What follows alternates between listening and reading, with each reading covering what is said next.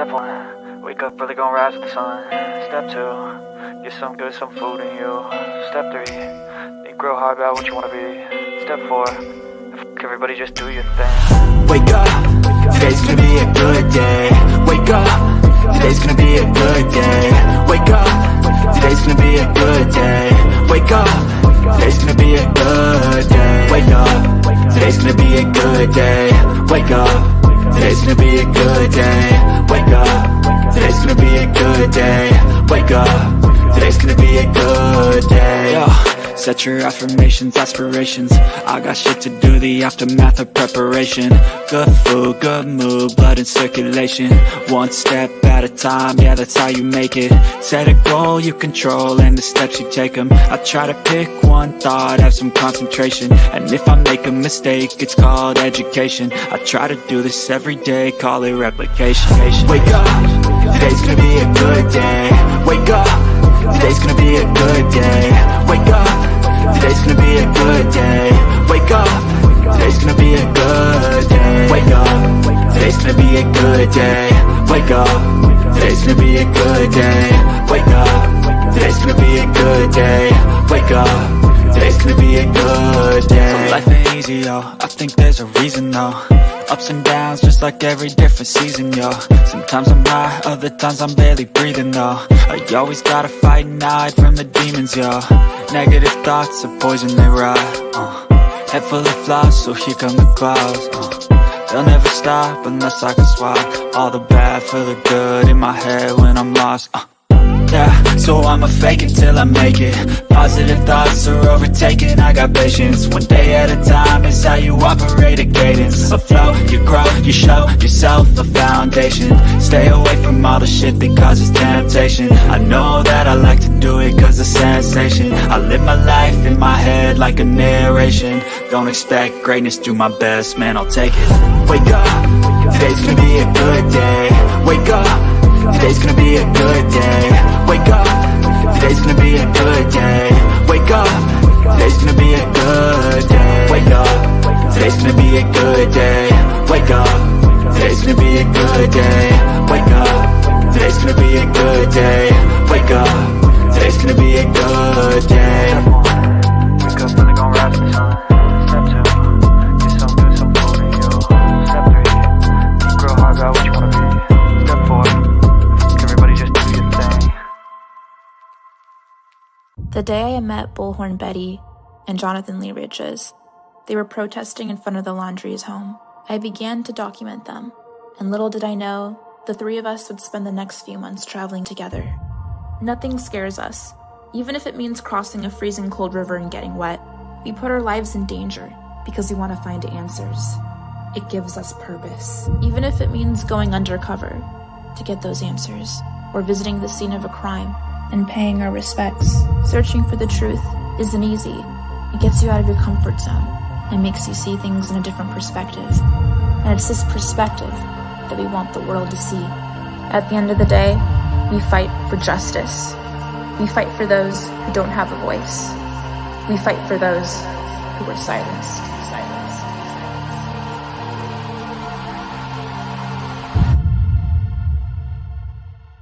Our next case, we search for Paula Miranda. She was last seen swimming in this river. Here's our Paula's family.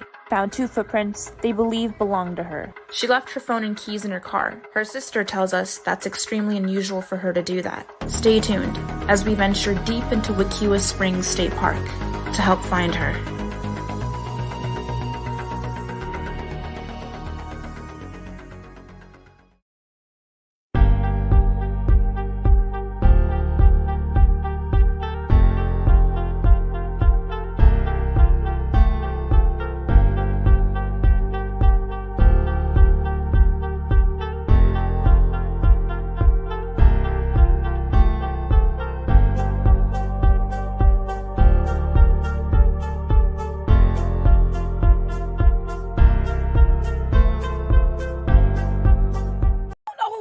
This, but let me put this out here. Stop Stop sparing folks. Hello, somebody. Stop sparing folks. Nobody cared when your feelings was hurt. Nobody cared when you was pacing the floor. Nobody cared when you was sliding down the wall. Nobody cared when you was standing over there with a face full of tears. You had to suck it up, buttercup. But then when it come to other folk feelings, here you are. Want to tiptoe around it. Want to avoid the elephant in the room. I don't want to upset anybody. I don't want to disturb the peace. Stop sparing folk. Ain't nobody spare you when it was your turn. Give it to them real. Give it to them raw. Give it to them uncut and uncensored. This is exactly what it is. This way you had me messed up at. Yeah. I ain't playing with nobody this season, baby.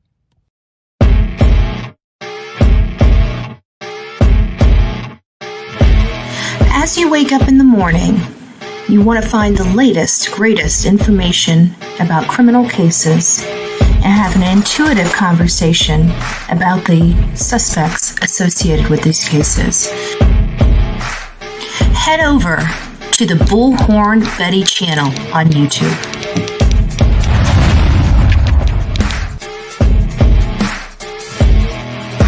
Get breaking news right here on the Bullhorn Betty channel. Welcome to the Bullhorn Betty Coffee Club. Enjoy your stay and enjoy your day.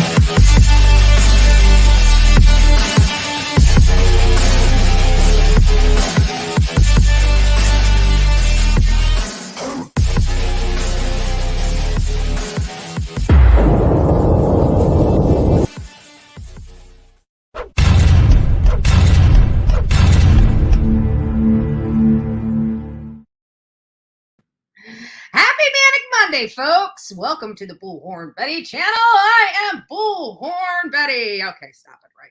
Good morning, guys. It's Monday. We got to keep it live and happening, right? Because you guys are just waking up, getting the crust out of your eyes, probably getting ready for work as we speak, or you're already at work, but you're not telling the boss you're watching Bullhorn Betty, right?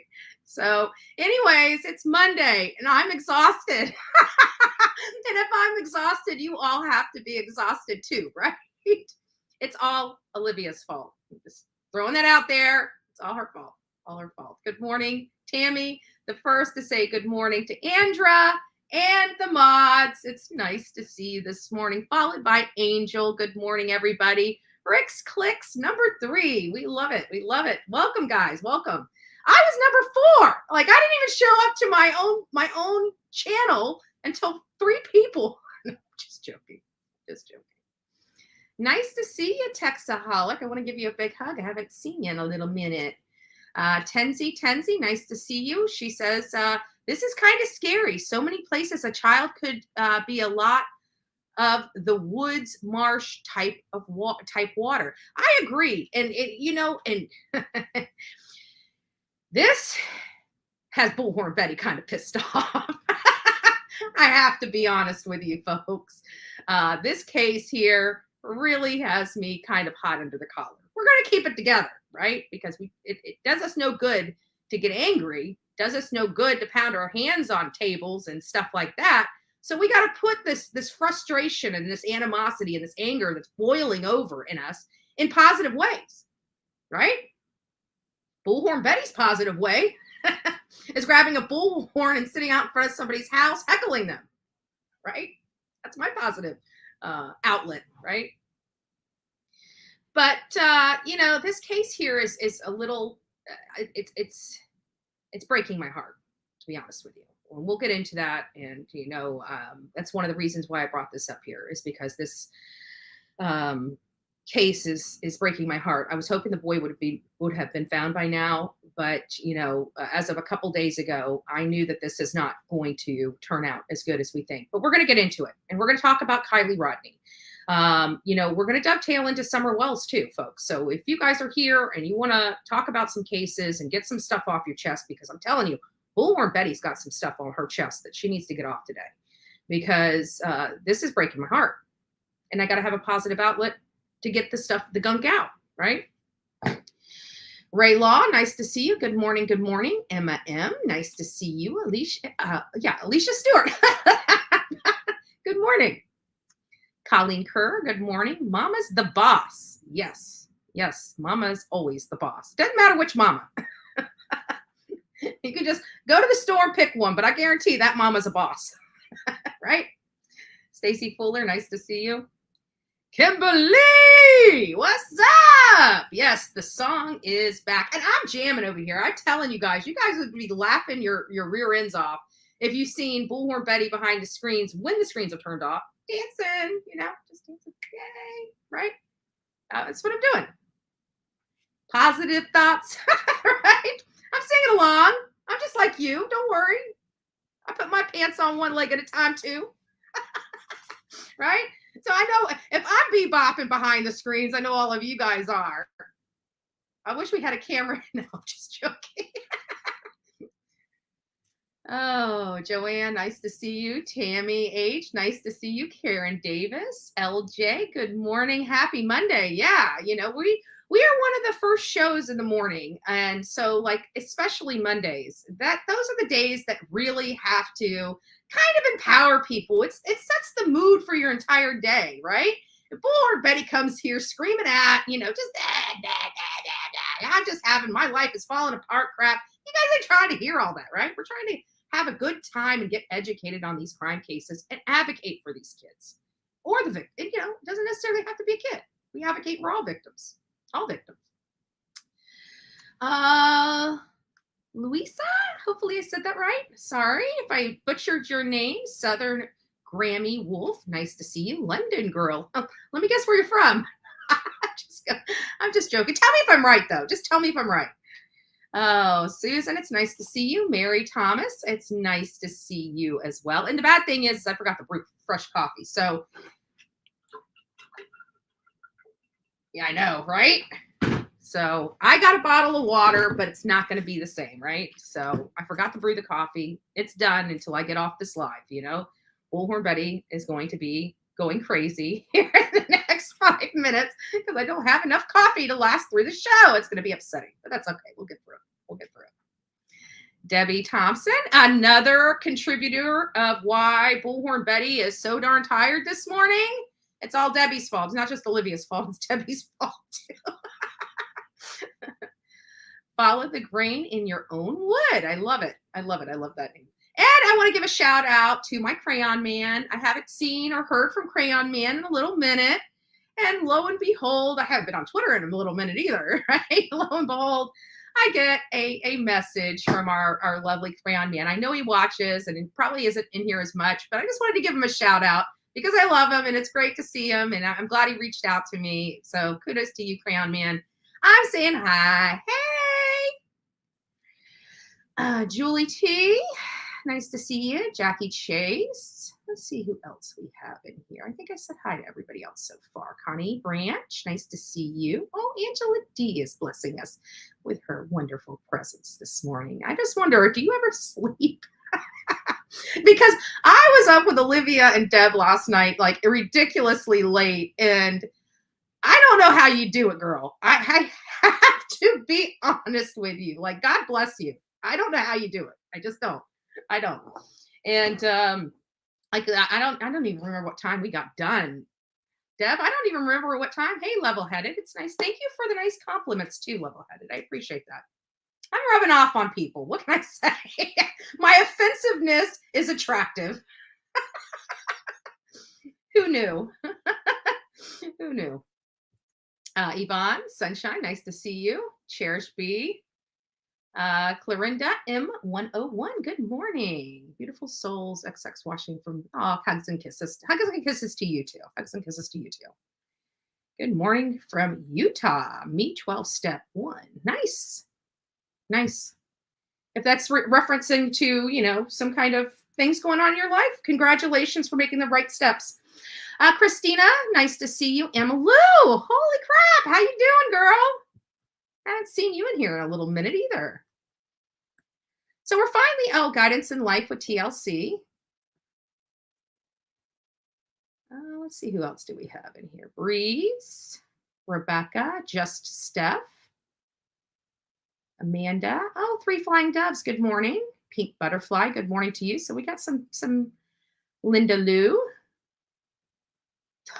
Thug Trump.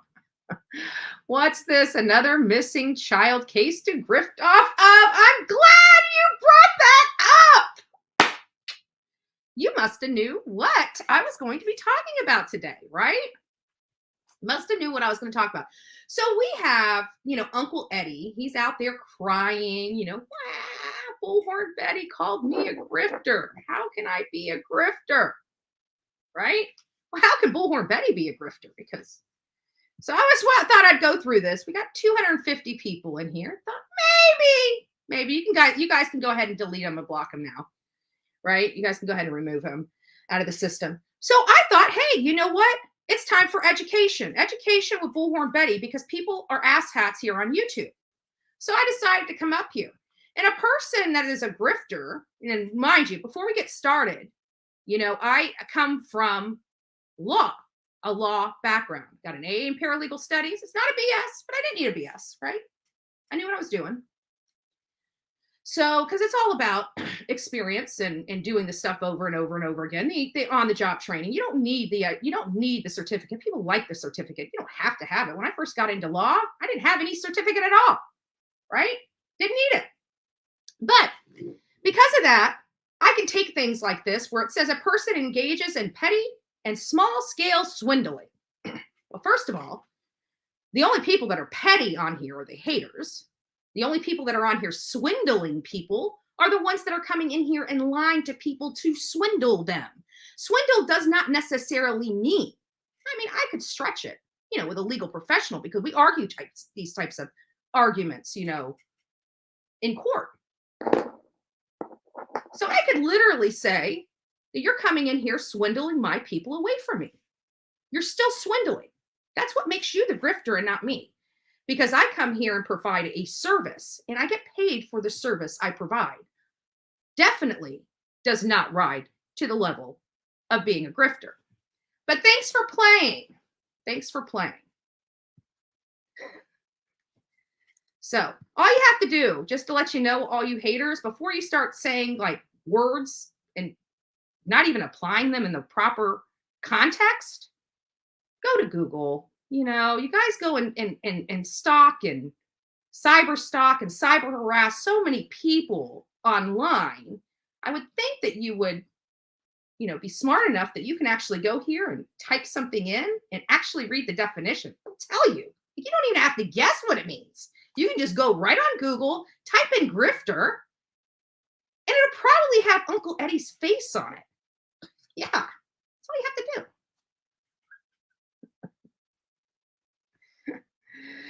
Oh, heaven 57. I am just doing swell.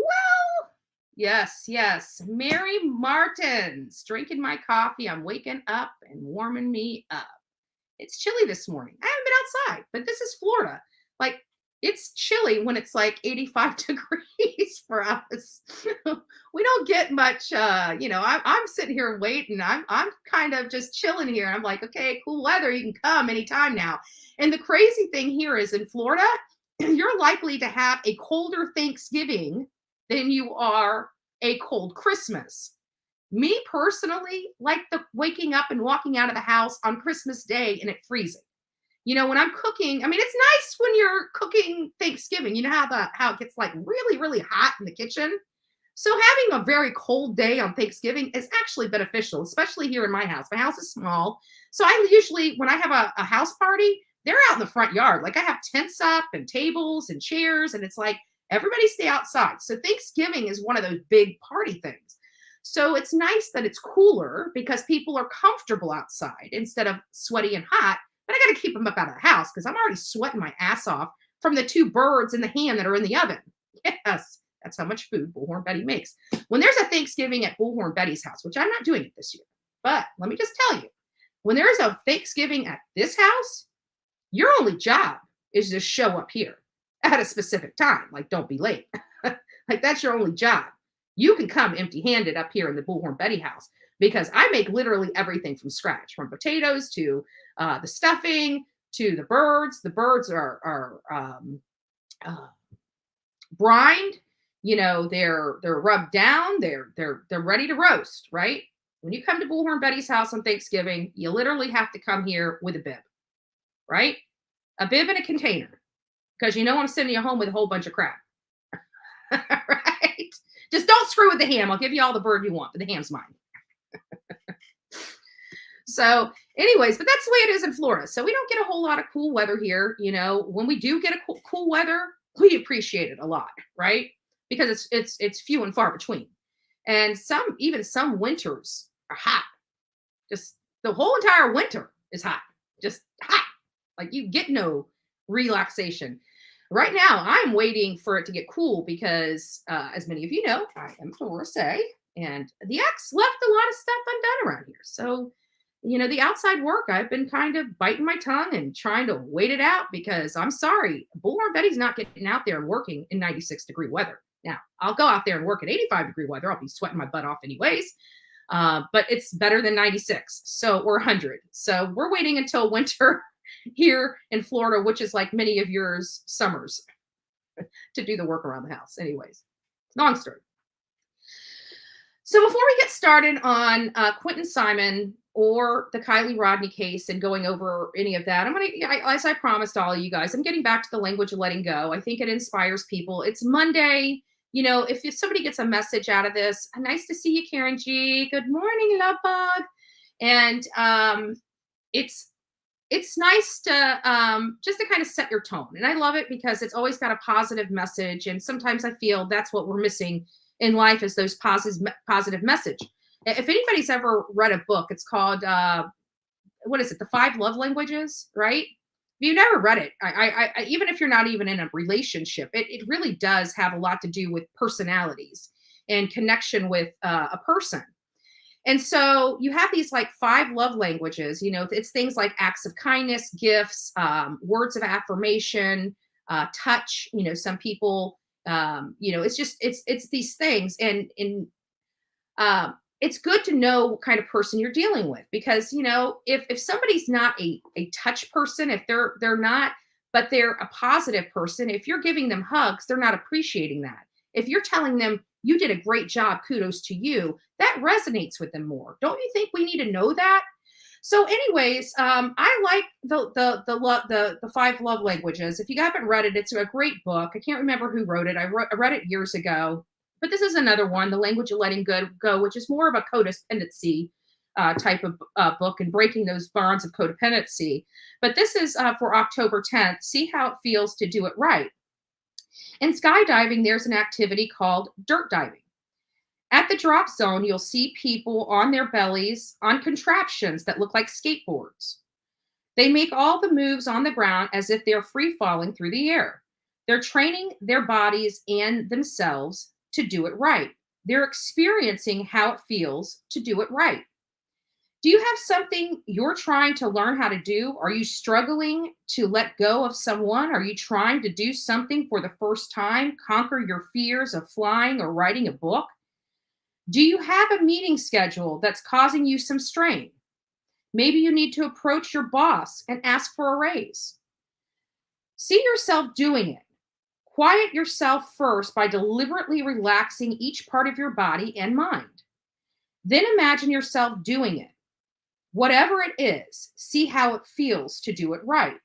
Go into each detail of how you would feel if you're doing it right.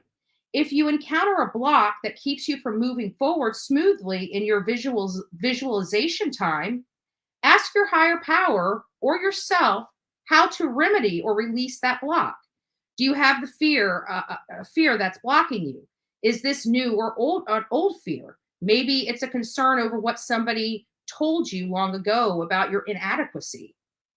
Release that energy, then start all over again, seeing what it feels like to do it right. Keep at your visualization until you can go through the entire process smoothly from beginning to end.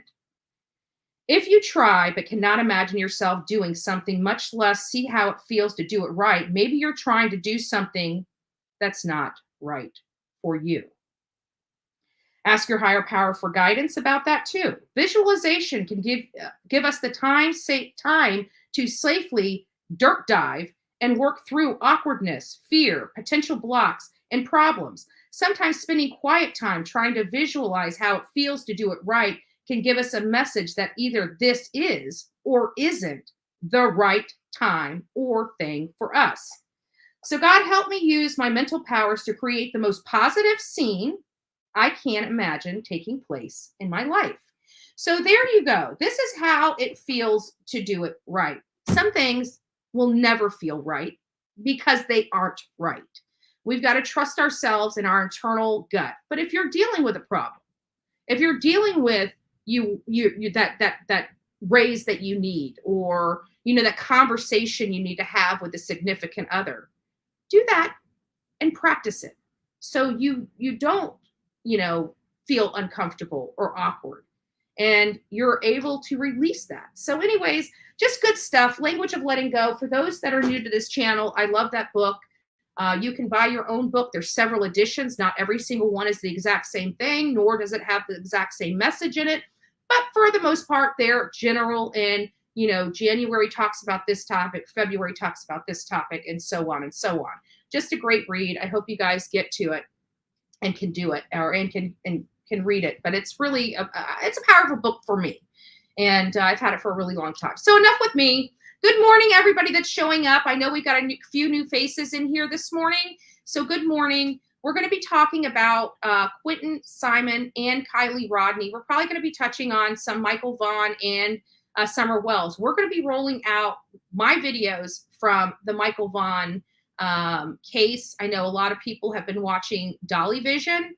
I also want to, before we get started on the cases, I want to bring to your attention, Olivia dropped a video yesterday. And I know I kind of realized that Hurricane Ian is kind of, one of those things that now, we know the kind of the death count. We know that the Southwest Florida has got a lot of cleanup. We're all trying to do our part here in the state of Florida to help whoever needs to be helped.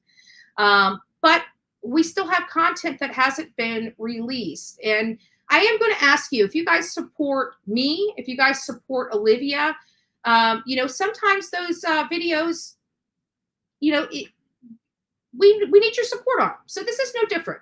Olivia did an amazing job of capturing a family that was rescued and saved. Now, mind you, these children, they had brand new babies in this house, and these waters were flooding up. This whole family probably lost just about everything in their home. And she really captured the rescue. And it was really empowering. And it's really empowering for me to see that. So if you guys would like to support Olivia, and you're interested in seeing and hearing the victims of Hurricane Ian, please go over there, support her channel, watch the video. And again, even if it's not a topic that you like, the videos are still awesome, right?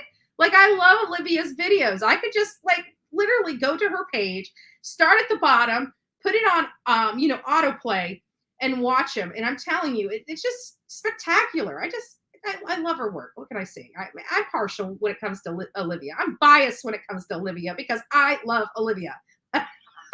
Right? I live in Maryland, and I moved to Pasco County, Florida a while ago. I am back in Maryland now.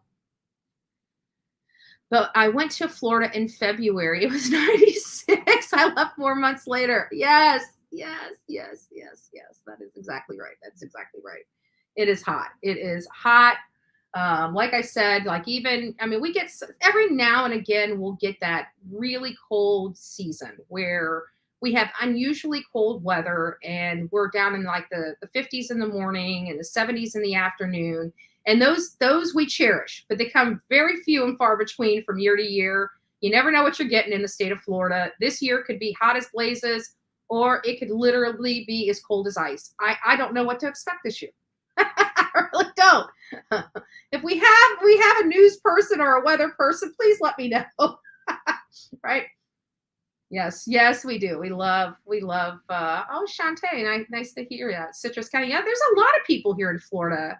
It's kind of neat. I'm glad we have a lot of Florida people watching Bullhorn Betty as well, because that's where I'm at. I'm in Florida. I'd love to have I'm glad I have everybody all over the country watching me. I've got to be honest with you, but it really is nice to know that I have a lot of people here in my very own state, my home state, that also watch me. So it's kind of cool. I just want to throw a shout out here. Free Lolo. That's going to be the whole thing that I've got is free Lolo right now. Hopefully we get some good news. Not that we're all up in Jimmy's private life and stuff like that, but we've all kind of just really, came in and just praying over the situation and really hoping that Lolo gets back to her father. And I just want to shout out, obviously I support Jimmy, I support Dolly Vision, and I support Lolo, as many of you guys do as well. And so I'm going to continue to say that until the day Lolo comes home, because I have a platform and I am going to use it to advocate for victims, right?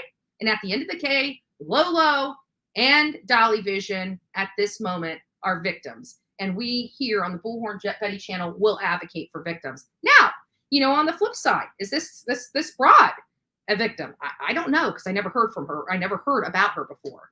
And I still have not seen her drop my text messages, because she's been out here, crying the blues. Old Bullhorn Betty's being so mean to me and dragging me, but she wasn't talking about the 2 weeks when I wasn't on the computer of her dragging me through the mud with not one stitch of evidence, and to do it just to hurt another creator and try to get me to flip on that person. Shame on her for that.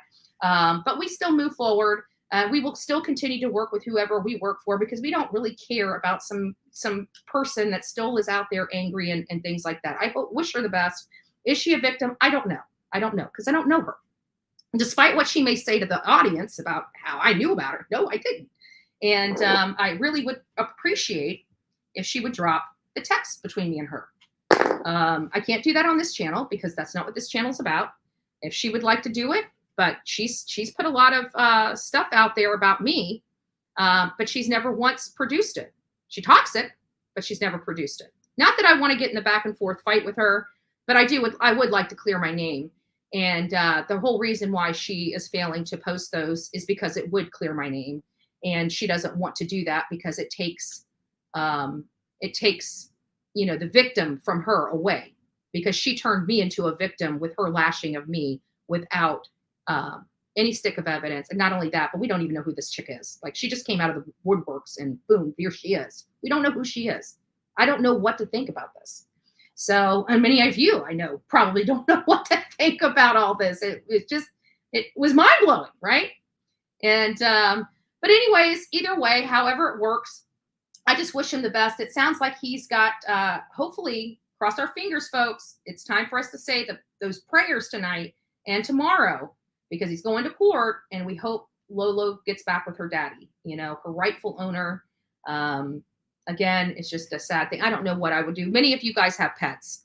I don't have pets. I did, when I was married, my husband's dogs. But for me, I don't really have pets, and I haven't had pets for a really long time, because of,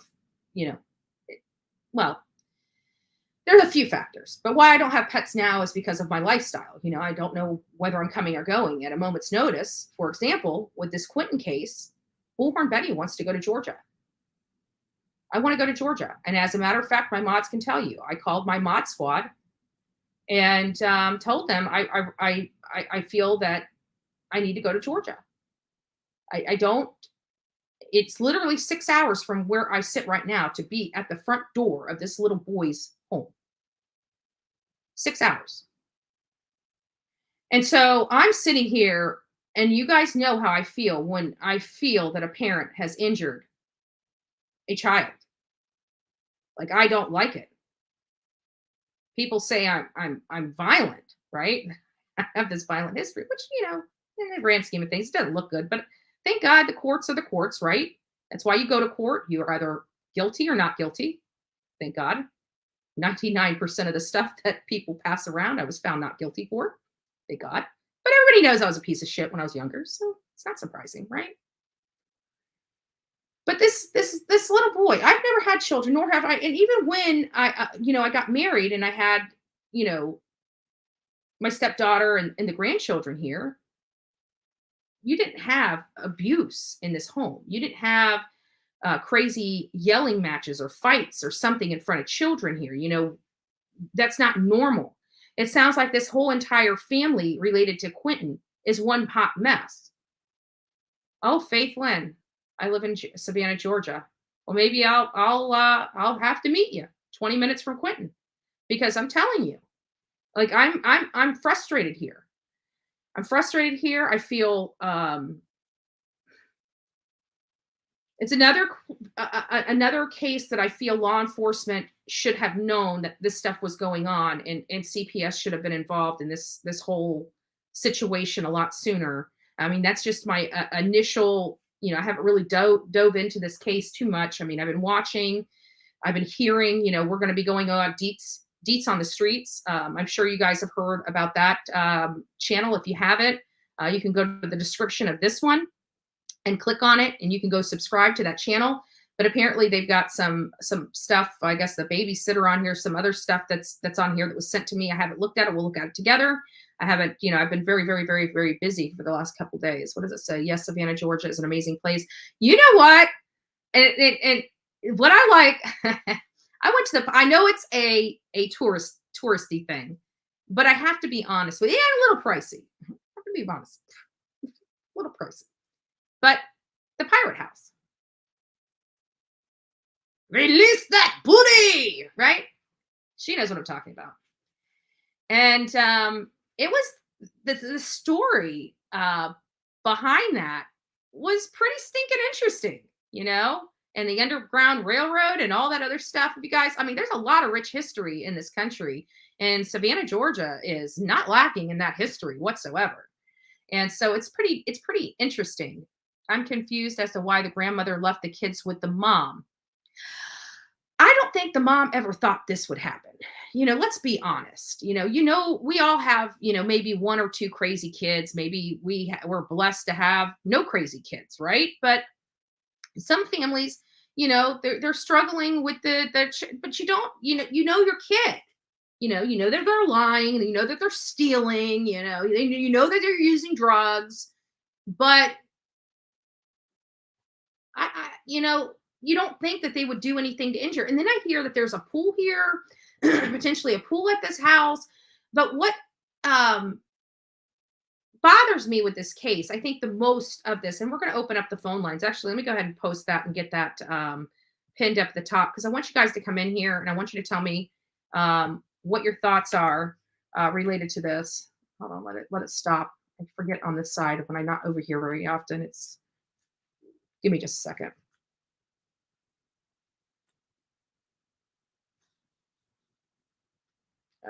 Where's my bullhorn link? Did I post it?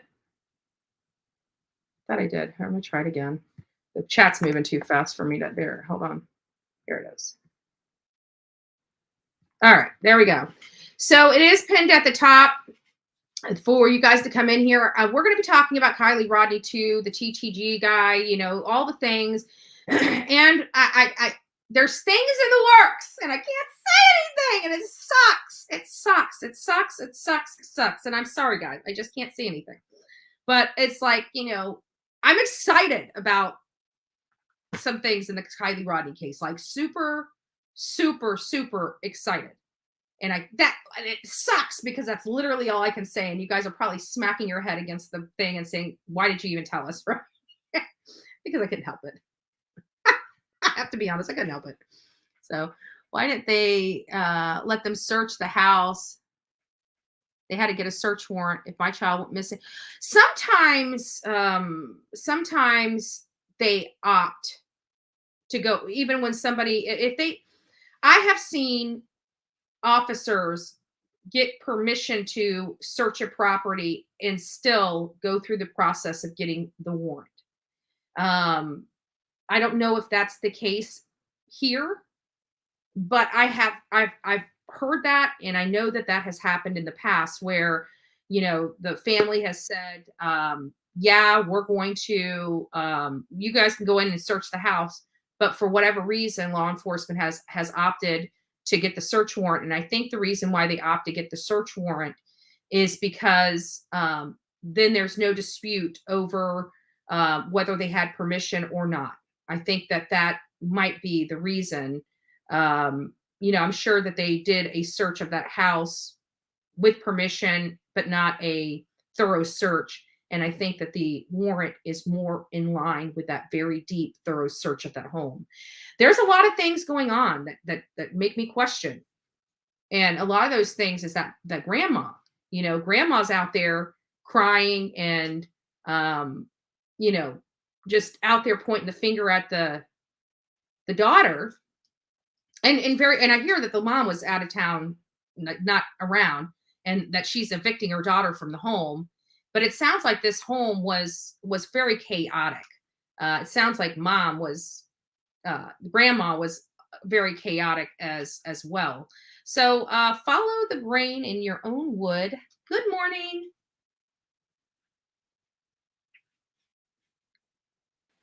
Good morning. Sorry. Okay, there you are. Like, okay, I'm talking to myself. I'm on my second cup of coffee. Okay. That's I okay. thought I hit the mic button, but I didn't. I spoke with you the other day. I don't know if you remember, but the whole children being missing and when we find them. I'm not even going to say the words, but Bullhorn Betty and Bulldog Tracy need to take a road trip. And Bullhorn Betty, I would like to start at the babysitter's house. Yeah. I don't want to. I think she cared and she loved for this children. Mhm. But when she spoke about seeing belt bruising, and she only reported it to the grandmother who lives in the home, who should already know about this bruising, has custody of the child, there's a problem here, a big problem here. Mhm. You report it to authorities. You don't tell the person. You don't threaten the person. Especially like a babysitter. You would think that they, it's almost like a teacher in a sense. The child's being entrusted, and it's your duty to make sure the child's being treated well at home. And if that child's not being treated well, there should be a process for that, such as reaching out to the Department of Children and Family Services. Absolutely. Or even taking photos. I mean, if it's nothing severe, even just as simple as taking photos and documenting on a calendar. Yes. And she may have taken photos. I mean, she was pretty adamant they were belt bruises. But what people need to understand is, even though you tell an abuser, I'm not saying grandmother was, or we don't know, but even though you tell her abuser, hey, I see this, what's going on, they're not going to stop. Yeah. You have to report it. It sounds like grandma is, kind of cut from the same cloth, so to speak. I wanted to give her the benefit of the doubt, but I feel like if she's not cut from the same cloth, she's definitely enabling. Yeah. You don't get custody of your grandchildren and then allow their mother to move in with a boyfriend and all the chaos, which I know she was trying to get them evicted.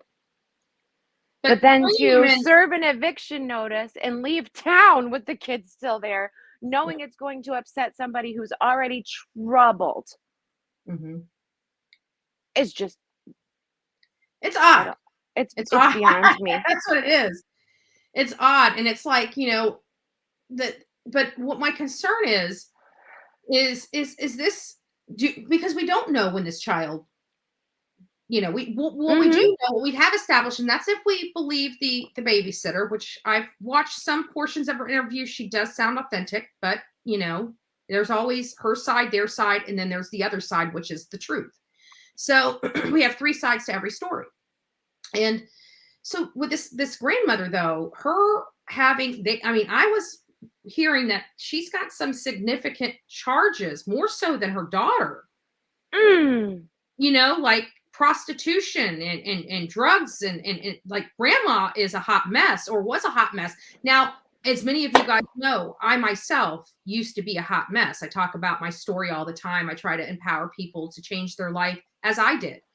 And so I do believe that people can do some really horrible things and change their life. And God bless the ones that can, that go out there and literally turn their entire life around, and, they have their past, but, you're only changing your past if you allow people to change you to your past.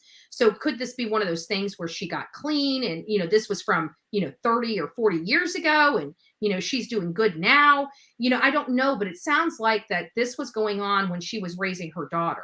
All this drugs and prostitution and all that other stuff. Sounds like she brought that in, that she was the one that got her daughter in this messed up.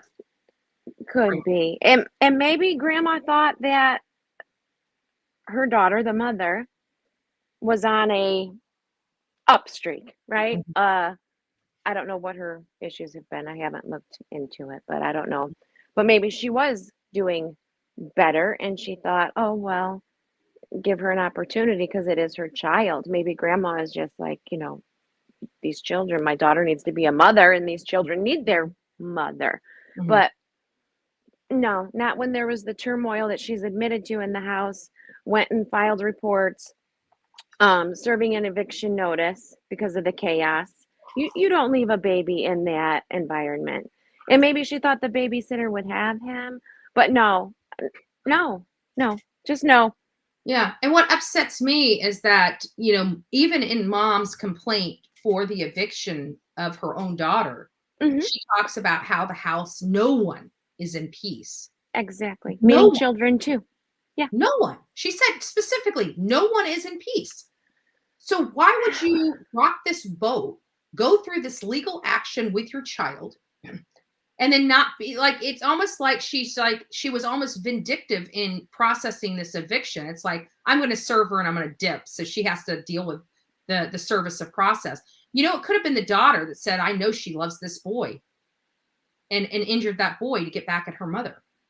That's what I was going to say when you said vindictive. I feel that something happened to this child that was vindictive. Yeah. There's a possibility of a very heinous level of what may have happened. But the crazy thing is that we do know that the babysitter, according to her account, she dropped those children off at that house that evening. So it's really whatever happened from the time she dropped those children off that evening to, I believe, 5:30 in the morning when they sent her a text or called her and said they do not need her services that day. Whatever, from the time she left to the time they called, something happened in that window. Now, Definitely. I didn't watch a whole lot of people's interpretations from this, but some people believe that whatever happened to this child didn't happen that morning, but rather that evening, the evening before. And I'm kind of on the vein, if it happened the evening before, they would have called the babysitter that evening to tell her her services weren't needed the next day, as opposed to that morning. I'm wondering if they found that boy in the pool, which is another theory, when they woke up that morning. Could be, or he succumbed to whatever happened earlier in the evening, and when they woke up and so how do we know that, the grandmother's saying that her daughter Leilani is an addict, on drugs, or has some kind of substance abuse or alcohol abuse problems? But the kicker is I'm not seeing that in Leilani's background like I am the grandmother's. So I'm questioning the info, just speculate, just to question it. Well, maybe she's not gotten caught, and maybe mom keeps bailing her out because she's been there before. Yeah, because mom would. I don't mean literally bailing her out, but like keeping her the best of her ability, because covering her ass. Yeah. What a season. You can keep talking. I'm just reading some comments. I just hope wherever little Quinton is that he's surrounded by nothing but love and light. And when did grandma leave? Wasn't it the day before, or that day that she left and the eviction notice was served? Yeah, it just seemed like it was like even mom was trying to be vindictive. Like, I'm going to show her. She's going to get served today, and we're not even going to be there for her to yell at us. And I'm not trying to point fingers, but maybe did grandma or grandpa take him with? I don't. According to the babysitter was watching, and then I found out that these people, like, we're talking about 2 kids, and apparently this woman, that Leilani, has 6 children. Where are the other 4? Oh goodness. Like, seriously, where are the other 4 kids? Who? The 4, grandmother is 5, 6. So she has 7. Wait, hold on, wait. So Letitia Kearney is saying that the grandmother is only 45. That grandmother does not look like 45 years old. That lady looks like, I don't know, 50s and 60s. Grandma? 45? That means she's only 2 years older than me. That lady looks a lot older than me than 2 years. Well, the hard life. Oh, Tootie is saying no, the babysitter has 6. No, I don't think that. Because we listen to Tootie. If we listen to the press conference from the sheriff, when he was answering questions, he goes, because they asked him, are the parents a suspect or persons of interest in this case? And he goes on to say, right now, there's nothing leading us to believe that they are involved in this case. Now, I'm paraphrasing, guys. I'm not saying verbatim. I'm going off my memory. But he said something to the effect of, they have no evidence showing that they're persons of interest. And as far as he's concerned, they are victims and parents of 6 children that is now missing one of their children or something like that. And I can't remember, but it was something to that effect. And it came right from the sheriff's mouth. And that's when I'm like, what? 6 kids? I think everyone missed the point of 6 kids because they were like, what do you mean they're not suspects? Probably. Saying. But probably, but I know I saw it, and I saw it this morning. So who was I watching? I watched Dietz, and I watched which Dietz was on Dolly. So I think it was on that video that Dietz did, and I've got it pulled up here, but I didn't go through it and figure out which little spots I wanted to show you guys. But it is there. I do have it loaded in the description. Let me see if I can just pull something up here. Let's see what they... We need to know what y'all are doing. We need to know. We need to hear. We love you, Monkey. If anybody knows anything, please contact the police. Please let them know what you know. We are desperate. No, it's not about anybody else but Monkey. But we need to know what's going on. Please. Where's the... I don't know which one. This is not the one I wanted. Good evening to everyone. Hold on. This is not the one I wanted. A little bit early. There was one that came that was on. I don't know which one it is. Is it this one? Yeah, maybe it's this one. We're gonna watch a little. Have you tried that CBD stuff and it just didn't work for you? Yeah, me too. Hey, I think this is the one. Let me find it.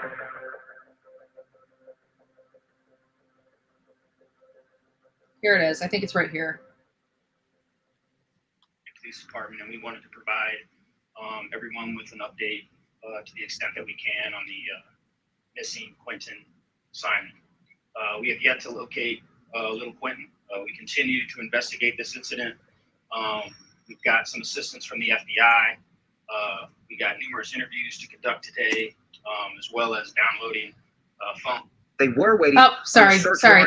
So he was saying that they have the FBI. The FBI is involved in this case. I think he explains why the FBI is involved. The bottom line is, this is a 20-month-old child. So I'm sorry, whether this child is rise to the level of Amber Alert, it's still a 20-month-old child. Believe me, FBI is all over this. This is not something that they're going to, this may be, Chatham County may be the lead investigator, but trust me, they are married to the FBI in this case. I can guarantee that, which is good news. I believe that these parents, at least, I heard that the actual father of this boy, which is not the man that's living in the home with this boy. The man that's living in the home with this boy is the mom's boyfriend. Am I correct? Yes. Yeah. And I think the new little baby is his child, the little girl. Oh, interesting. Because at the end of the day, this is the only child that's gone. Mm-hmm. So he has an older brother that I knew of in the Mhm. home, and then the infant daughter. Right. Right. All right. Let's listen to what this say. I wanted to get to that point where they say 6 kids, because I think you guys are going to, and I want to know where the other kids are. And if I may be wrong, I may have misunderstood him. And if it's the babysitter with 6 kids as opposed to this family, then that's one thing. But if this family had 6 kids and there's only 2 in the house, I want to know where the other 4 are. Exactly. We have yet to locate little Quinton. We continue to investigate this incident. We've got some assistance from the FBI. We got numerous interviews to conduct today, as well as downloading phones and things of that nature to try to bring this case to a conclusion. It still remains a missing child investigation at this point. So it's a missing child investigation at this point. They have not upgraded it to the criminal or homicide investigation, which let me ask you this, follow the grain. Do you believe, this is going to be hard because, we always try to say, hey, have hope, but this is one that just doesn't feel, it's not sitting in my belly right. No. And I don't think I think this child is gone. Like, My mother's heart tells me that as well. yeah. And, my other portion of the gut is telling me that the mom or because, we know that we can be sleeping next to somebody and they be somebody we don't even know. So it could really be just the boyfriend. It could really be just the mom, and neither know about it. You know what I'm saying? Like if the boyfriend did it, he may not tell the girl, and vice versa. But with them both being in the house at the same time, especially when the kids were dropped off there, it tells me they are both responsible for whatever happened. Absolutely. We're talking 20 months old. Yeah. Young. I do 20 believe months it was young. for kids, and there must be other kids in that house, because I just thought about it. Because even somebody else said that Quinton's gotten out before because one of the older siblings opened the door, and Yes. if the other child is younger than him, so there is other children in that home. There is. So he has a older brother. I'm not sure how old he Okay. is. 3, 4. I'm not sure. And then Quinton, and then a baby. I get what Letitia's saying. I'm sorry, I didn't mean to cut you off. So it's No, you're mom. Leilani is 45 years old. Yes, I can see that. I thought we were talking about mom as grandmother. And I'm like, wait a minute, she looks a lot older than that. So yes, Leilani, thank you for that. Thank you for the update. Or not Leilani, Letitia, thank you for the update on Leilani. I misunderstood you. Wait a minute. I thought Leilani was like 22. She doesn't look 22 in the photos. Mama T, the OG, she says 3 kids, Zane, Quinton, and baby girl Sky, I think, is what she says. But let's listen to the sheriff. He's got some information. Until we reach a different conclusion based on any evidence that we may find, or any updates or developments that we may occur here today. Just to kind of recap what we have done. As you know, we had aviation out here yesterday all day, or half of the day, providing air support. We had mounted patrol from Savannah Police Department, which we sincerely appreciate. We had and just to let you know, the aerials and stuff we learned from the Kiely Rodni case are only about 5% effective. And the volunteers doing a grid search and area search, looking for little Quinton. And as of this morning, we still yet to locate him. So a lot of work to do. Our investigators are working extremely hard. They were here till 2 o'clock in the morning just this morning, and then came back in at 8 o'clock for a briefing, and are out here this morning continuing to investigate. So that is unfortunately all the update, substantive update that we have here this morning. I'd be happy to answer a few questions that you may have, and we'll go from there. So. Chief, is foul play suspected at all in this disappearance? As of this time, we have not had any evidence to. Okay. So this is where we need to start paying attention to these questions. I think we're going to find out. We're going to hear this information. The sheriff has 6 kids in his home, I think is what you heard Andrew. Well, we're about to find out. So we're about to find out. I heard 6 kids. And again, like I said, I could have very well misunderstood. I only heard this literally one time. I'm sure I was probably up trying to get dressed and all this other stuff. So and quickly, Chad is saying grandma's 45 and the mom is 22. Wow, if grandma's 45, yeah, she's had a rough life. She looks much older than 45. And well, it sounds like from what you found, maybe she's had a rough life. So yeah. Well, I didn't find it. I was listening to it. Somebody else. Oh, okay. I was just listening to it on another creator's channel. Lead us to believe foul play, but everything's on the table, honestly. So I love this. It's like the boilerplate crap that we hear from law enforcement. Like they go to these classes. I swear to God, they have the whole entire United States come to a class and they say, this is what you say whenever you're asked this question. Everything's on the table. We haven't eliminated anything. All possibilities. Everybody's a suspect. I'm so sick of hearing it. Some people need to hear it though, because I think when he said, they're the victims right now, people think that they've been cleared. Yeah. They haven't been cleared. Everyone is still a suspect, like he said. The only thing is they don't have direct evidence yet that, yeah. So I don't know. We're looking at this from many different angles. We're getting all the technology that we can, looking for cameras that were in the area, things of that nature. So, but as of this interview, we don't have anything of substance that would lead us to believe that. It's still anything of substance. And he made sure he emphasized that. So they're looking for substance, believe that. And he started it with, we want to update you to the extent we can, meaning you're still in the investigating process. I can't say that. And people are running so mad with, what do you mean they're not suspects and they're the victims? Right. Well, right now they are.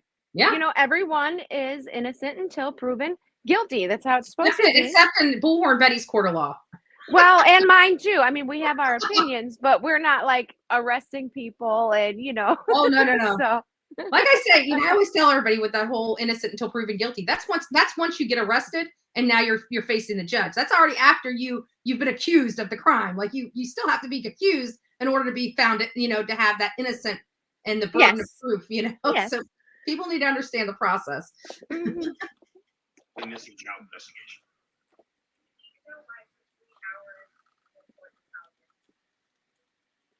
I don't know. It took 3 hours to report to the police. I haven't gotten into that level of detail when the mother. Now, sorry, Sheriff. When you're in a press conference, you should be apprised of all levels of a case when you're going there, because you're about to get pelted with questions. And this, to me, is a horrible response. And hold up, is this the guy too who got his name wrong? I have no idea. But this guy, he needs to have another person run his press conference. If this is the kind of response, well, I haven't checked into that level. You got a 20-month-old baby. You are the sheriff of this county.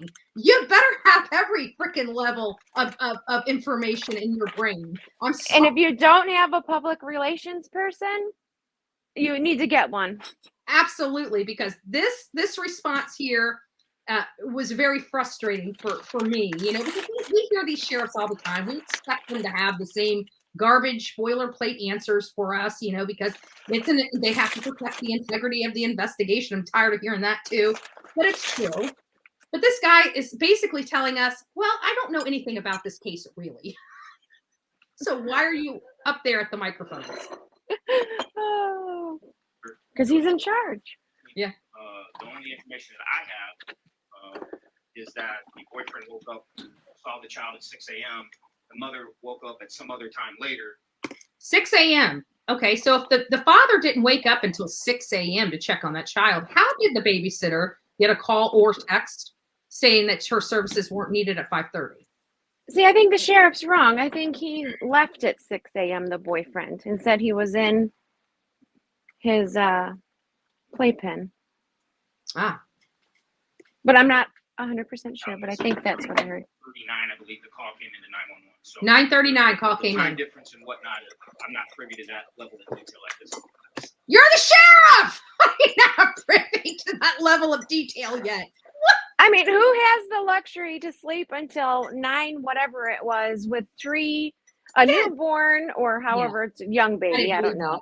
Because I'm telling you, when I had my grandkids here, if I slept past 6:30, I was lucky. Or we can believe it because it does happen, and maybe something happened to him during that time. I don't know. Yeah. Well, we definitely know whatever happened, I think happened before whatever time the babysitter was called. The babysitter was called. That was the last thing left on the list that needed to be checked off that didn't rock the boat, you know? So it's like, okay, whatever happened, they disposed, they did whatever they did, and they're like, oh, we need to call a babysitter.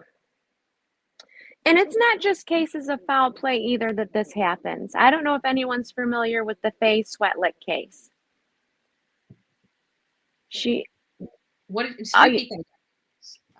I was reading a comment and I missed it. What'd you say? A little girl named Faye Sweatlick. Mm-hmm. I think it was Georgia or Tennessee. Went missing from her little community, like apartment complex. And I mean, it was like 3 hours or something before she was reported missing. Don't hold me to that. I've been following lots of cases. But what I'm getting at is when you discover that your child is missing,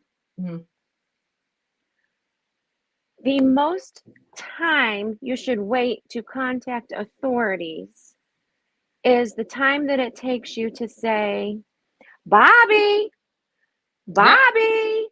maybe call outside in the backyard, Bobby, walk around the house, check the bedrooms. But if you don't see him right away, be on that phone while you're still looking with 911. Yeah. Time is literally of the essence.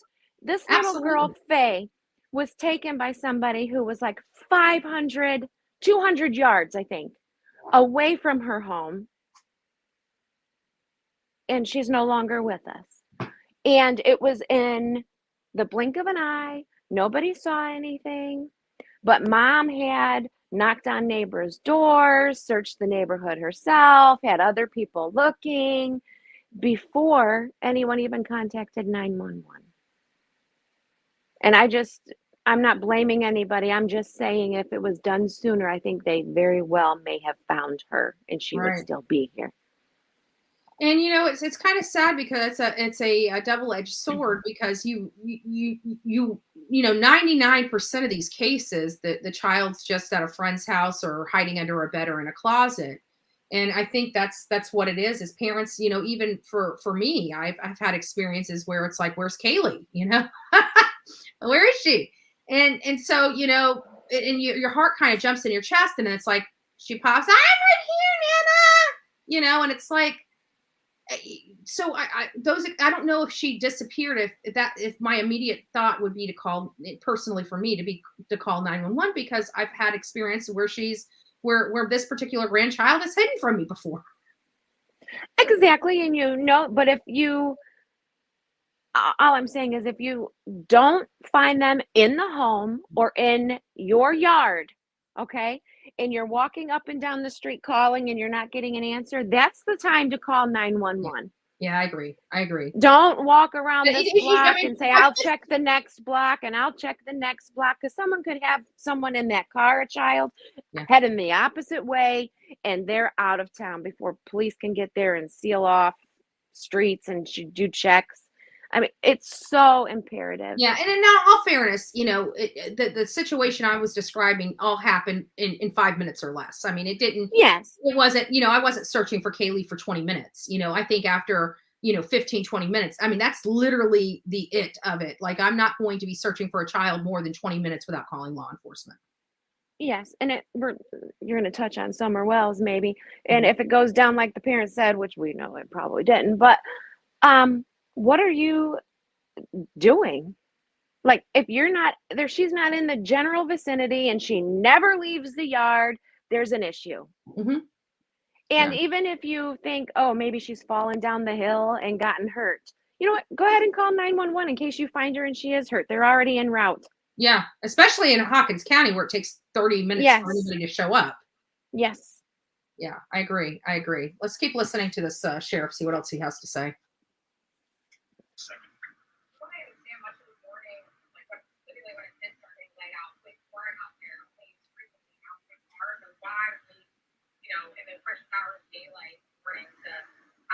Please restate your question. I'm sorry, I couldn't hear you.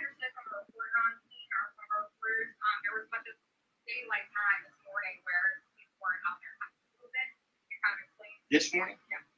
So we had conducted our area grid search yesterday.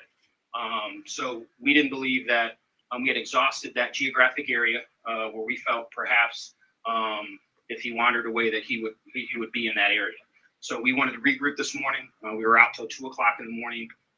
Now we're narrowing it down to other small geographic areas, seeing if that would yield, finding Quinton. So we just felt that we had exhausted all of our geographic coverage area with what we did yesterday with the aviation, with the mounted patrol, with our drone, and we didn't feel that would yield anything to be back at that exact location this morning. How are the parents doing at this point? Here it is. Well, I haven't talked to them personally. Obviously, they have been working with our detectives. I can only assume that they're, at this point, they're victims. They are dealing with the loss of a child. They're worrying and wondering where he may be at. And so, as any of us, if we were in that position, I would be terrified. Having 6 children of my own. There it is. Okay, so he has 6 children of his own. Okay, now I understand it. So, Okay. so we have, so we're assuming that there's 3 children in the house, and I think somebody has confirmed their names in the chat somewhere. Justice for All is saying Grandma has a lot on her record, and we did touch on that, Justice. If you have that record, like I heard, I saw on Dolly Vision's channel this morning that I was listening to it. I didn't see it because I was getting ready to go live. And he's like, I remember hearing him saying, "Oh, whoa, she's a hot mess." Like, it seemed like to me he was looking at mugshots of her. If you have those, Justice, could you send those to me, bullhornbetty@gmail.com? I don't know if you do have them, but if you get them, can you forward that to me? I'd like to see those. I mean, I can order it, but if there's already some, going around that I can get my hands on that'll save me from having to file records request, I'd greatly appreciate it. If any of my audience has it, please send it to me, bullhornbetty@gmail.com, bullhornbetty@gmail.com. So this sheriff's calling the parents victims, but if you listen to them, it sounds like they detained the parents or the mom and the boyfriend and potentially still questioning them. So the way the law works is you can detain people up to, I think, 48 hours, and it may be from state to state, but I think at the standard 48 hours you can detain somebody. That means you can literally force them at that sheriff's office and they can't leave, detained, without charging them for up to 48 hours. And I knew this was, I keep forgetting you're there. I'm gonna let you talk. I keep forgetting that this is Georgia. They don't play with this kind of stuff. No state should play with this kind of stuff. Oh, of course not. But we know. I mean, we do. We do. Oh, I forgot what I was gonna say, but we're talking about Georgia and the 48-hour detaining.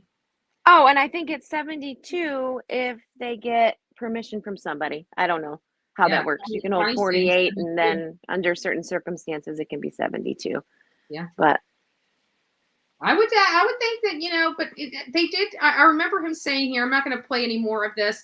Deets on the Streets. Thanks for all the clip work you did on this. This was really good work. Just a shout out. Don't know you, but thank you.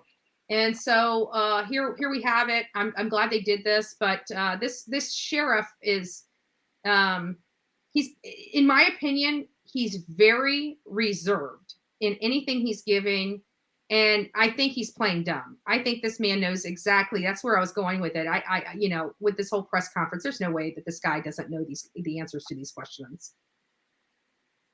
I agree. And some people have said, and I kind of agree too, is he doesn't want the suspects to know all of his cards at this time. Mm-hmm. Maybe there's something that he really wants them to slip up on.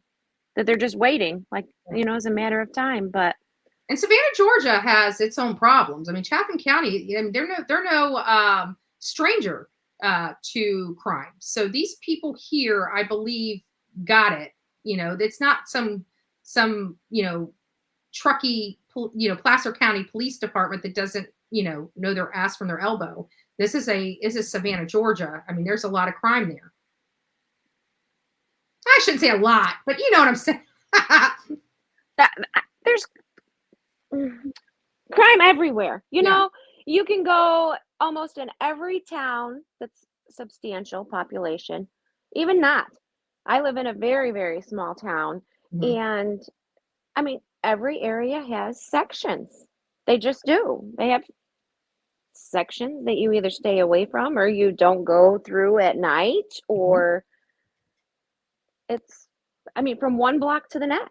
Yeah, we people, all of us people out here, all those places, ghettos. Those are the places we don't drive in at night. Those are the places we try to avoid during the day. Yeah, it's the ghetto. I don't go to this gas station at night. I choose to go to this other one. I mean,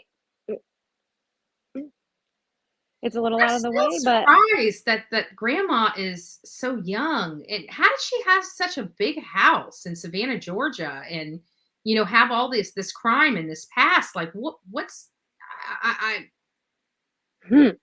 is this stepdad's house? Is it really his house? And now, do we know if that guy and the girl that was in this, the mom, the grandmother rather, do we know if they're married? Is that? So they're saying that this woman here, neither one of these people look like they're 45. These people do not look 45 to me. I don't know if they're married, but I think they've been together for a bit. Right. But does this lady here look 45 to you? She looks older, but rough life. That's what I chalk that up to. Yeah, and people are saying that she's 45. I'm wondering if they're mistaking her and her criminal. That's why I want to see the mug shots, because I'm sure there are people with her name there, and she does not look 45 to me. Well, I also heard too that she is a welder. And they travel to different states to do big jobs. So I don't know if that is also out in the elements, if it's outdoor, if it's indoor. I'm not sure what. Yeah, because I'm just wondering if maybe somebody pulled the wrong record. I think that the mirrors, it's actually 54. She looks 60. Yeah, she definitely looks older than 40, because I'm 43 years old, and I'm sorry, she looks like she's old enough to be my mom. So she looks older, yeah. Well, even I'm 51. Her husband or whoever that guy standing next to her doesn't look like he's in his 40s or 50s. No. They do look a little older, but as we get older too, we always think people look older than us. But she's only 2 years older than me. Yeah. According to the people in the chat, she's only supposed to be 2 years older than Bullhorn Betty, and I'm saying she looks a lot older than 2 years. Well, I was gonna say I'm 51, and I think she looks older than I do. Yeah, exactly. Yeah. Oh, and Mary Jo says I'm 69 and she looks my age. Yeah, she looks much older. Like when you guys were saying 45, I'm thinking, well, maybe that's the mom of, but definitely not grandma, because this is what I'm seeing for grandma. I'm like, there's no way this lady's 45. But people are saying, oh no, her birthday's 1977. I'm thinking that if you're pulling reports that say 1977 on them, you're probably grabbing the wrong report. You're grabbing the report for somebody else that's younger than this lady. This lady is not 45, in my opinion. Well, if she's been drugging and the other things that we thought we heard and whatnot, then I've been drugging. I have a rough life too. My past is filled with booze and drugs. Right, but the longer you're in that cycle, yeah, my addiction lasted like 6 months. That was enough.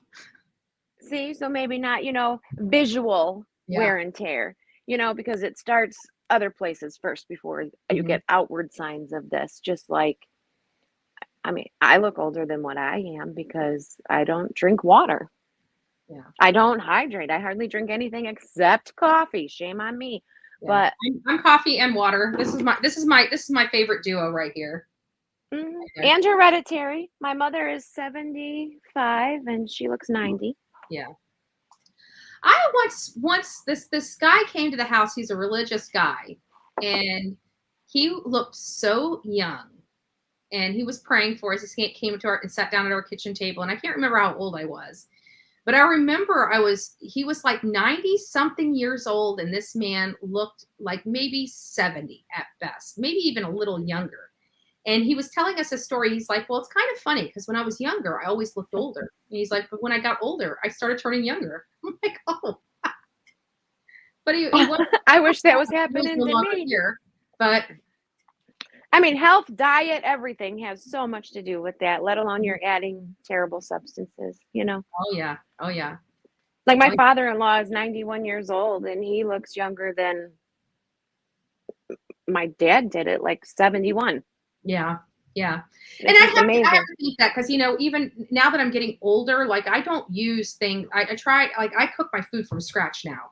And it's because I've learned over time that the stuff that you're buying from the store is filled with preservatives. They're filled with stabilizers and things that keeps them fresh. I mean, it's chemicals and you're eating those chemicals. So I literally use real butter. And people are like, oh my God, you can't use real butter. It's so, you can use it in moderation. You don't have to like soak everything in freaking real butter.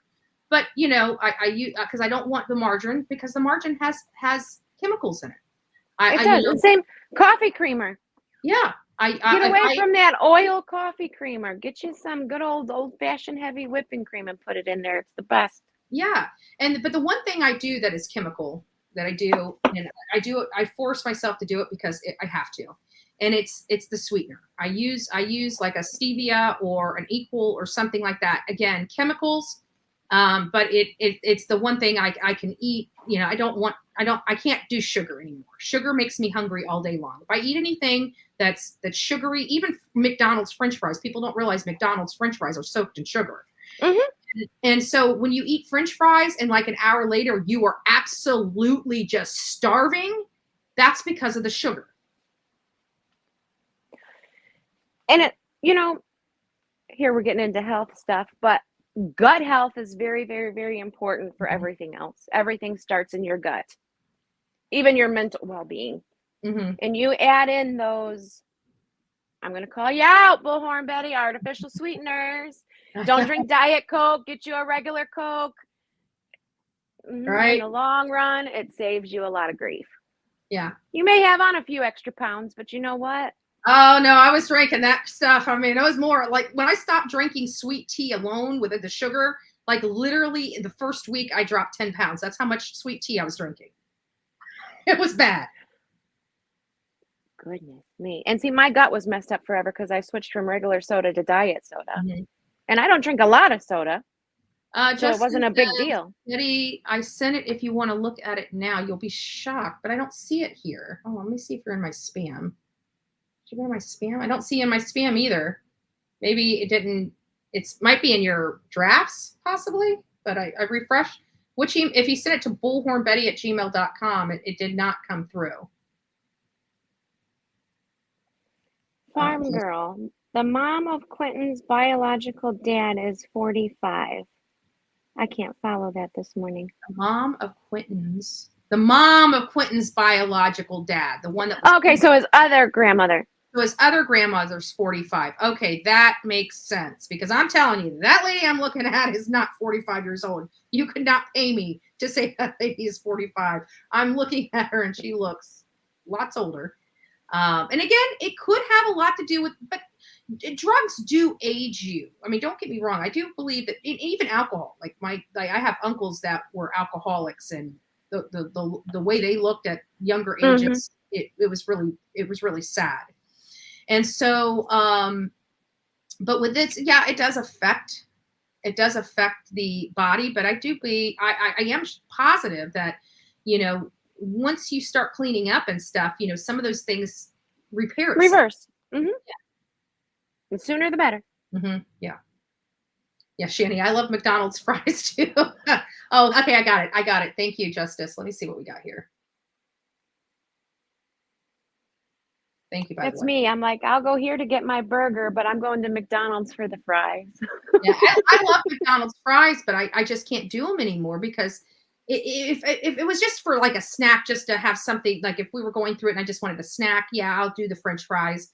But if I'm eating, I don't want McDonald's because I know in 2 hours I'm going to be hungrier than I was before I even ate at McDonald's to begin with. Agree.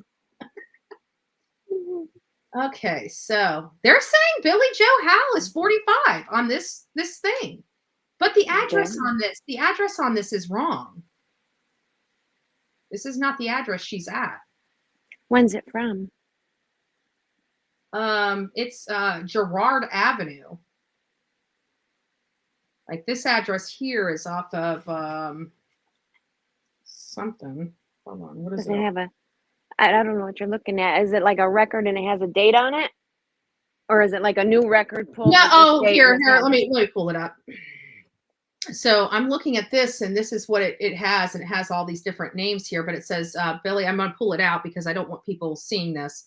But I will show this part. It says this Billy Joe Howell is 45, March 77. But this is the address that they're saying, which is different than the address that that the grandmother said, the eviction address, that where this child went. She said on the interview, this was my home. You can imagine me pulling up and seeing all these officers at my home. So the address that's on this report is much different than the address where they found. So that's one of the things that I noticed. Not saying that this is wrong, but I just don't believe that lady. But no, it's got to be because they've got the address on here in the address history for the Buckhalter Road. That's where the child went missing, is Buckhalter Road. So maybe that lady is 45. Damn. I'm sorry. What, even with the grandma, it kind of puts into focus why we're here. This we didn't have a missing child overnight. We had a completely, utterly broken family for generations. The cycle was never broken, and now we have a missing child. That's the way I'm looking at it. That's how I look at it. And grandma's son, who's locked up for one of the worst things. So yeah. And then we've got apparently grandma owns Silverado. It looks like they've got some watercrafts, like a boat of some sort. And of course, a connection to Florida, nonetheless. For one of her charges of grand larceny. Oh, even better. Grand larceny, same charge. Oh, wow. So if this is correct, and mom is in Savannah, Georgia, it looks like she was a Florida resident for a good portion of her life about a decade ago. It looks like she was here in Florida, raising hell. So could her mom have changed her life over 10 years? Yeah, her mom could have. But that just to give perspective, if all this information I'm reading here is accurate and it is associated with grandmother, grandma only changed her life maybe 10 years ago. Just to put that in perspective for everybody. So that means that her daughter was raised in chaos up until 12. And 12, you start hitting puberty, and now you're a crazy psycho, teenager. Yes. Jasper, South Carolina. So it looks like then so it looks like her prostitution stuff happened when she lived in South Carolina, and that was in 2007. So that was 15 years ago. So she's like grandma's went through. I see you, Mom. I'll pull you up in just a second if you want to turn your camera off. So that's that. And then we've got burglary in 2007. So that's probably all about that poor, drug grand stuff. larceny and larceny, Oh, yay. in that prostitution, larceny, burglary, driving while license is suspended,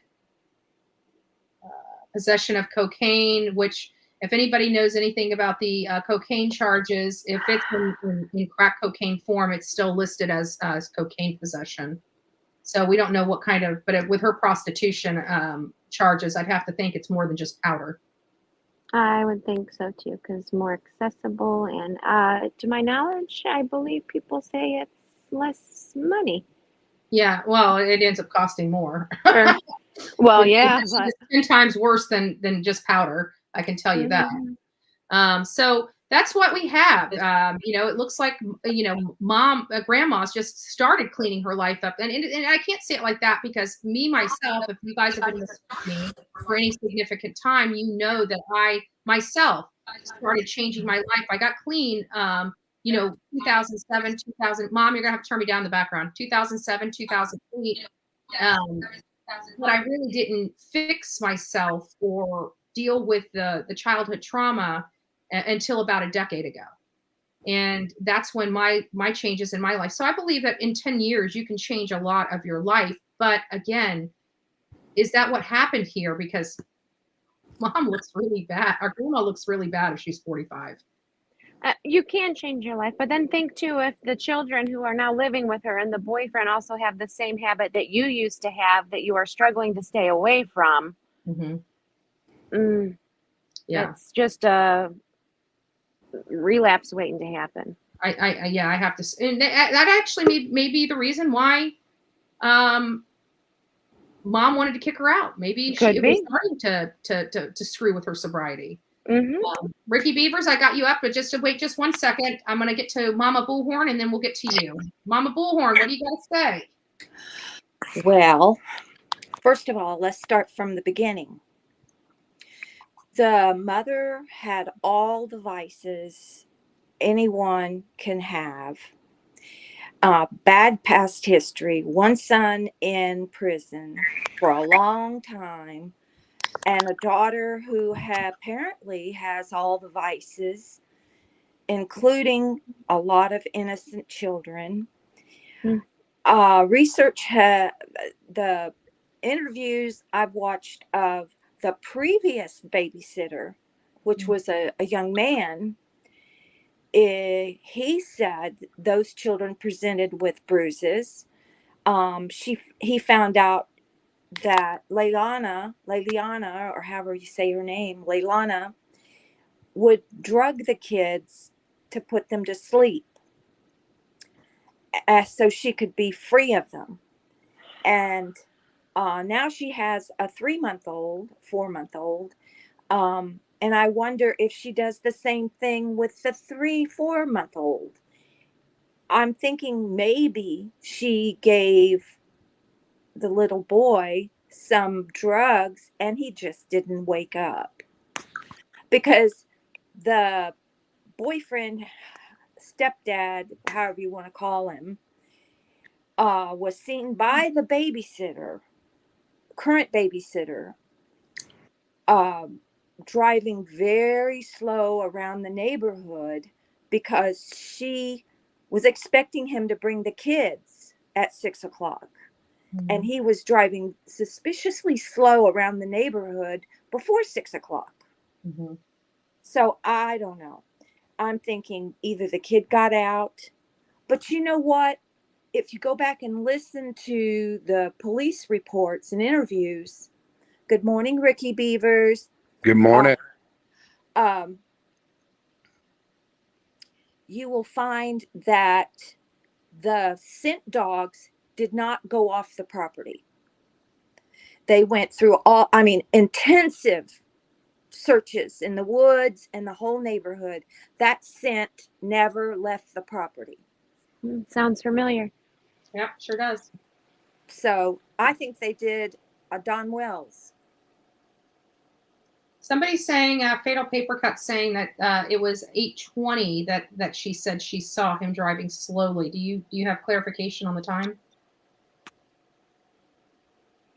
No, but I do know that the babysitter who was interviewed by, I forget who, said it was barely daylight.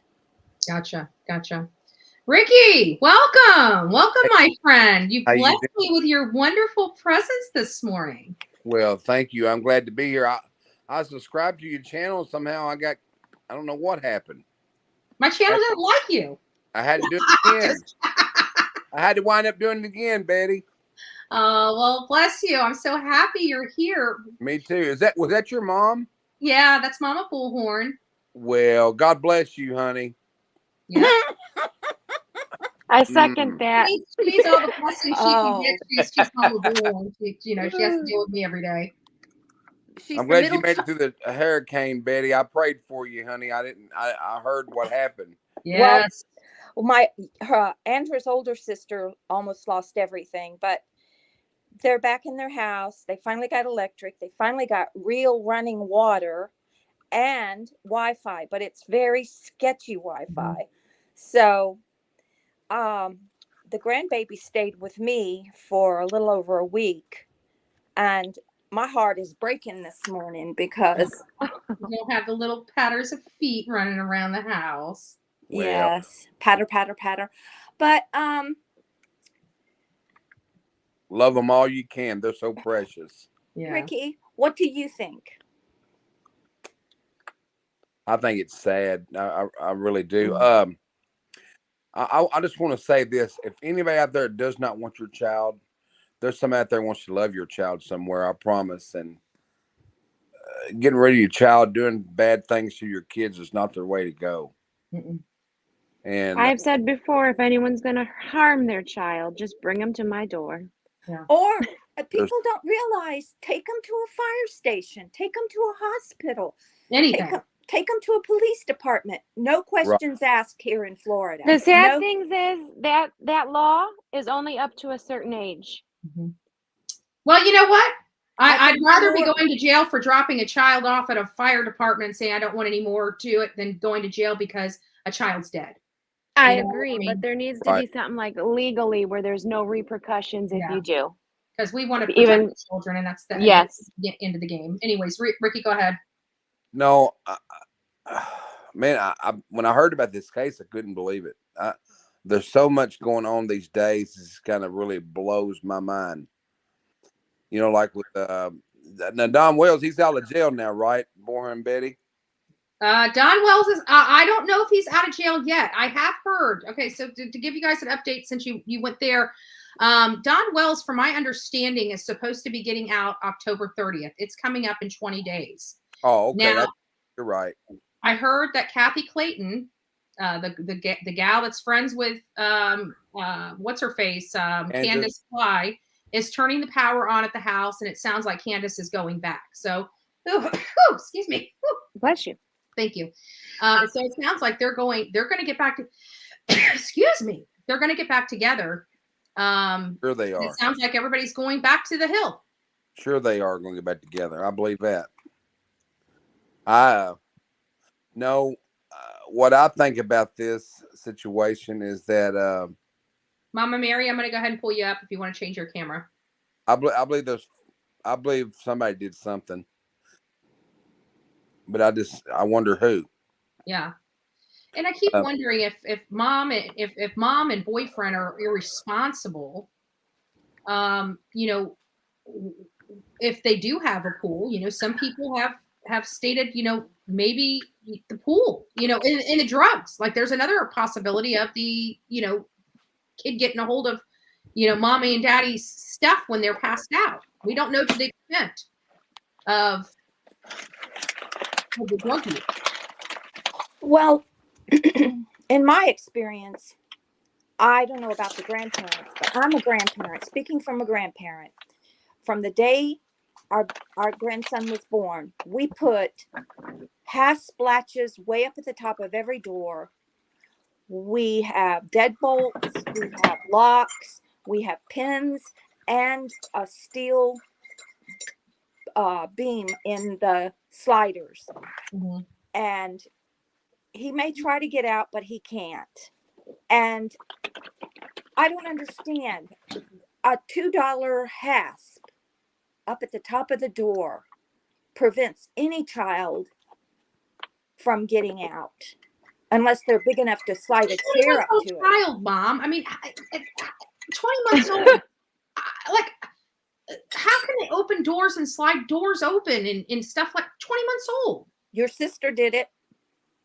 Your baby sister did it. That's Well, why we put all the hats on. She's a smart girl. I mean, she was a scholar of everything. Like, she's a smart girl. I mean, I not that know. this boy's not smart. I'm not saying that, but you know, Taylor was a little different.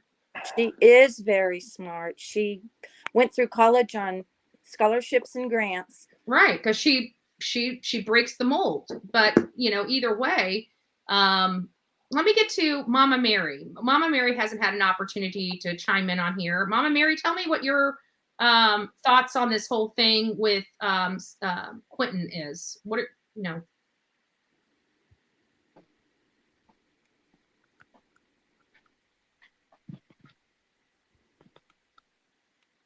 Oh, okay. Well, Mama Mary, if you'd like to chime in, you're more than welcome. Otherwise, I'll go around the panel. So we'll start back with Follow the Grain. Any other final words? And I'm just going to go around the panel. And I said them earlier. Just to everybody who is listening, just don't wait. Time is of the essence. If it's not foul play, just don't wait. Mm-hmm. Don't wait. And if you do wait, people are going to automatically assume it's foul play. That's what we've seen. It's been repetitive in every cycle. I thought so. Shame on me. Love and light to the Sweatlick family, but I really thought it was that mother or boyfriend. Do you think because it's of the same histories, and it was a neighbor. Oh no, I'm talking in the Faye Sweatlick case. I had that wrong, and I feel bad to this day over it for judging. I mean, I never said anything to her personally or anything else, but still, as a human with compassion, I didn't have it for her until we found out what happened, and I'm ashamed of that. So let's all just still have compassion for grandma, mom, grandpa. Okay. Regardless of our thoughts, let's just still have a little compassion and not.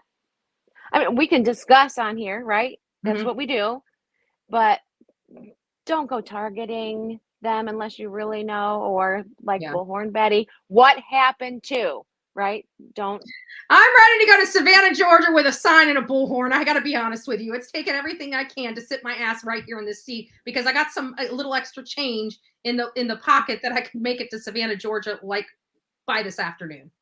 Right. I'm seriously wanting to go there because I'm so frustrated with these parents. But I know you're talking about another case. But I'll come from Illinois. We can meet in the middle. Bulldog Tracy and Bullhorn Betty. Here we go. There you go. There you go.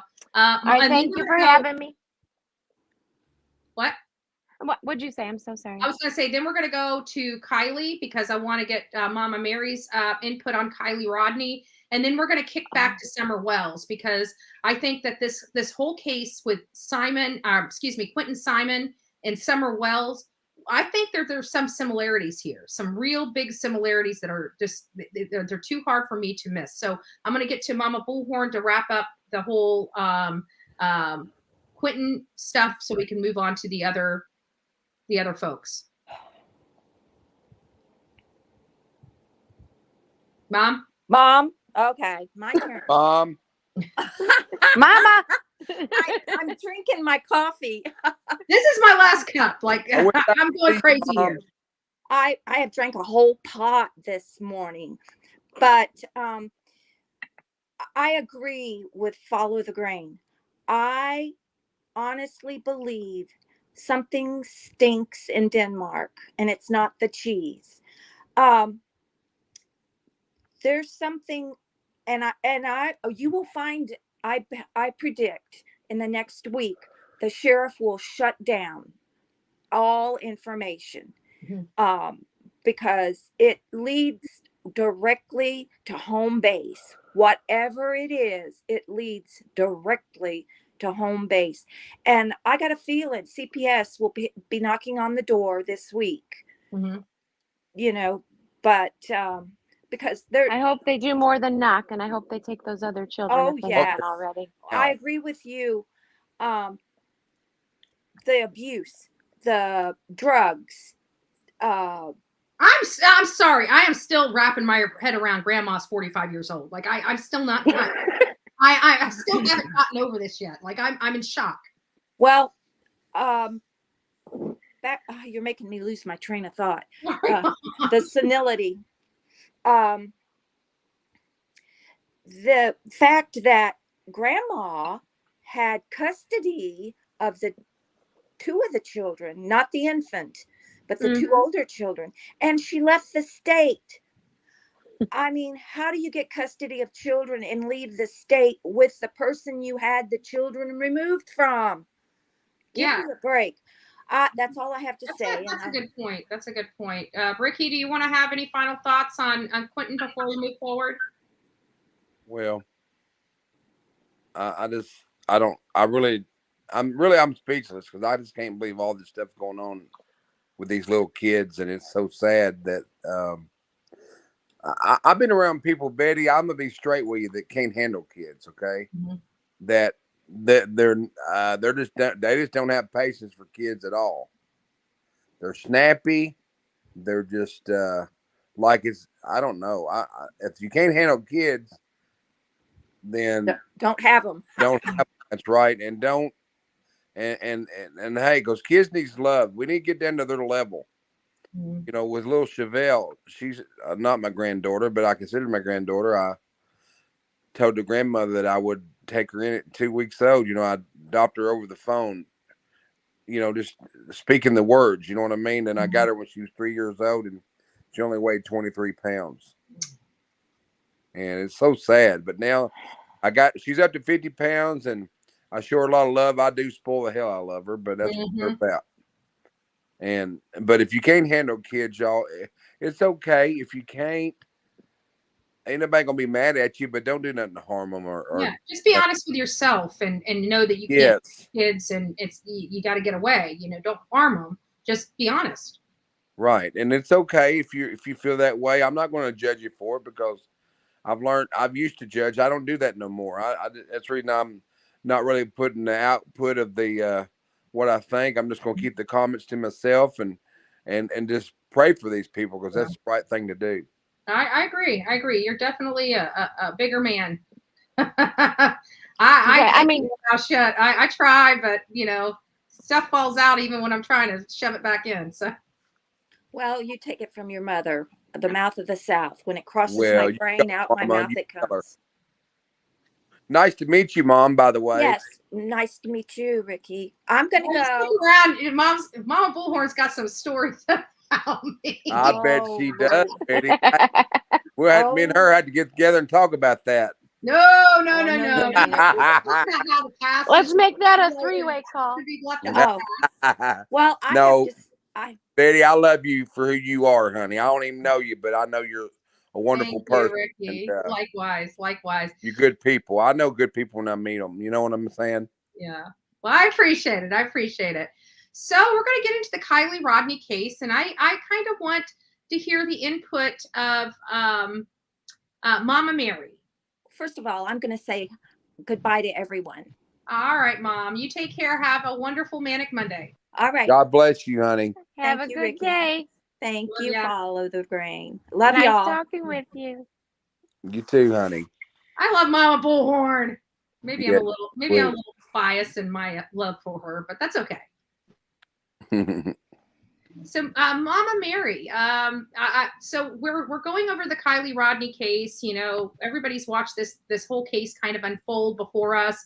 We talk about the mistakes that law enforcement has made and continues to make, and we see this video come out where it appears, and I got to tell you guys, I always got to remember to shut the trap because I don't want to give too much away. But there are some other things that we're working on that are going to be coming out related to that.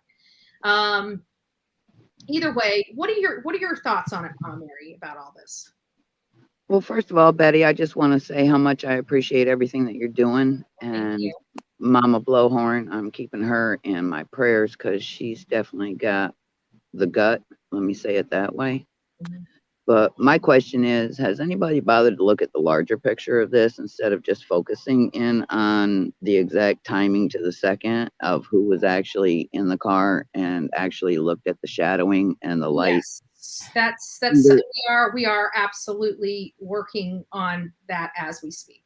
Has anybody bothered to find out who owns the property individuals where certain lights are that are constant until after the celebration when the donut was done? No, because the lights on the other side, I'm still are from some of the pictures I saw. Those lights on the other side are other campsites. They weren't homes. That was my understanding. Okay. What about I'm trying not to get myself where I have to. I grew up in a small community similar to what is going on, and if you follow the lights the way they flash and signal, you're going to find out more to what's going on the hills. Yeah. But we're actually looking back right now. There's a lot of stuff we are looking at. Again, I've got to be very cautious with what I say here. But I can tell you, I'm working with a couple of individuals, and we're going through literally everything before and after the car went in the water to see other vehicles, shadowing, anything like that. We're working really hard, but that's really all I can say at this moment. I do believe we're going to be sending some stuff out to YouTube over the next week. I'm meeting with Olivia today. As soon as we're done with the live here, as many of you guys know, I was up with Olivia and Deb literally until wee hours of morning. I don't even know how I was able to start this live. Before time, like we started at 7:45. I'm exhausted, and I still have a long day because I'm going over to Olivia's, and her and I are literally going to be working all day together and getting some stuff together so we can have a more intelligent conversation of what happened in and around the time that she went into that water.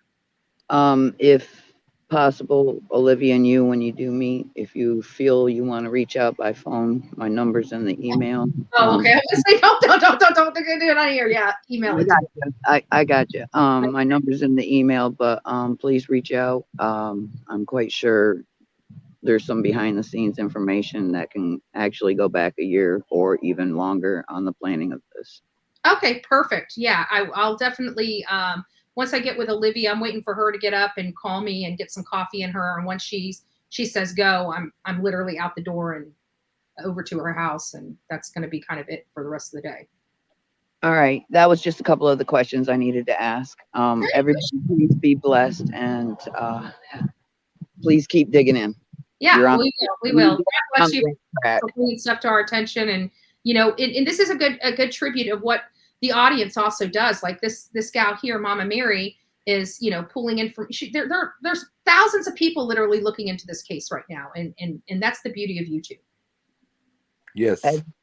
Thank you. Everybody have a blessed day. You too. God bless you. So I mean, even that's like a conversation of itself is YouTube and the benefit that we bring. I mean, I know we get criticized because we're obnoxious and we're loud, and when we think we know something, we fight for it. We got the grit to do it. And these law enforcement agencies sometimes give us a bad name because there are a few. Let's be honest. There are a few people out there that just do it wrong. People say I do it wrong. I disagree because I do everything above board. People literally, manufacture crap to put on internet to throw the case. Like that's illegal in any sense. Betty, where they cover these cameras that was I've listened to another creator out there, and they had like the cameras of that night, like they had like a camera that was showing view of the lake from what I'm gathering, and showing lights and stuff. How'd they just come up with that? So what it is let me just be very clear. I have no facts or anything. This is just Bullhorn Betty's theory on how this happened. And it's just based upon me stumbling across crap myself. So how it typically goes is we're a creator or a sleuth is here and they're like, we got nothing, they're not telling us nothing. What can we do? You know, and they start looking into it. Maybe somebody said, have you thought about the fire cameras? Light bulb goes off. They check the fire cameras. They get paid to it. We don't know how long. It could have taken them from the time that they found out this girl went into the water to today to go through all those cameras to find the right angle. We don't know why it took so long for this to come out. But what we do know, this is factual, is that the cameras were shut down, that law enforcement did take that seriously finally. Law enforcement did come out and confirm that they did not know about these cameras. These cameras were set up by colleges. You know, maybe that wasn't just right at the top of their brain when they were dealing with all this. I don't know how it happened, but it happened, and I believe that this is authentic. Okay. I did hear too that the around 12:34 to 12:36 that lights were seen in the water. 12:34, yes. The lights went completely out in the 12:34 minute mark. Okay. Not exactly, but you know, in that whole entire minute, somewhere, I think it was like 12:34, 43 or 34 or something like that. The lights were finally done. Okay. Did you see him in the lake, Betty? Because I mean, you know, as you know, I can't see. I just wondered if you've seen it. Oh, really? I dressed up for you. You mean I don't even have to put makeup on? Oh, well, you look beautiful, darling. That's good. Just for you. You can't even see my fake eyelashes? What?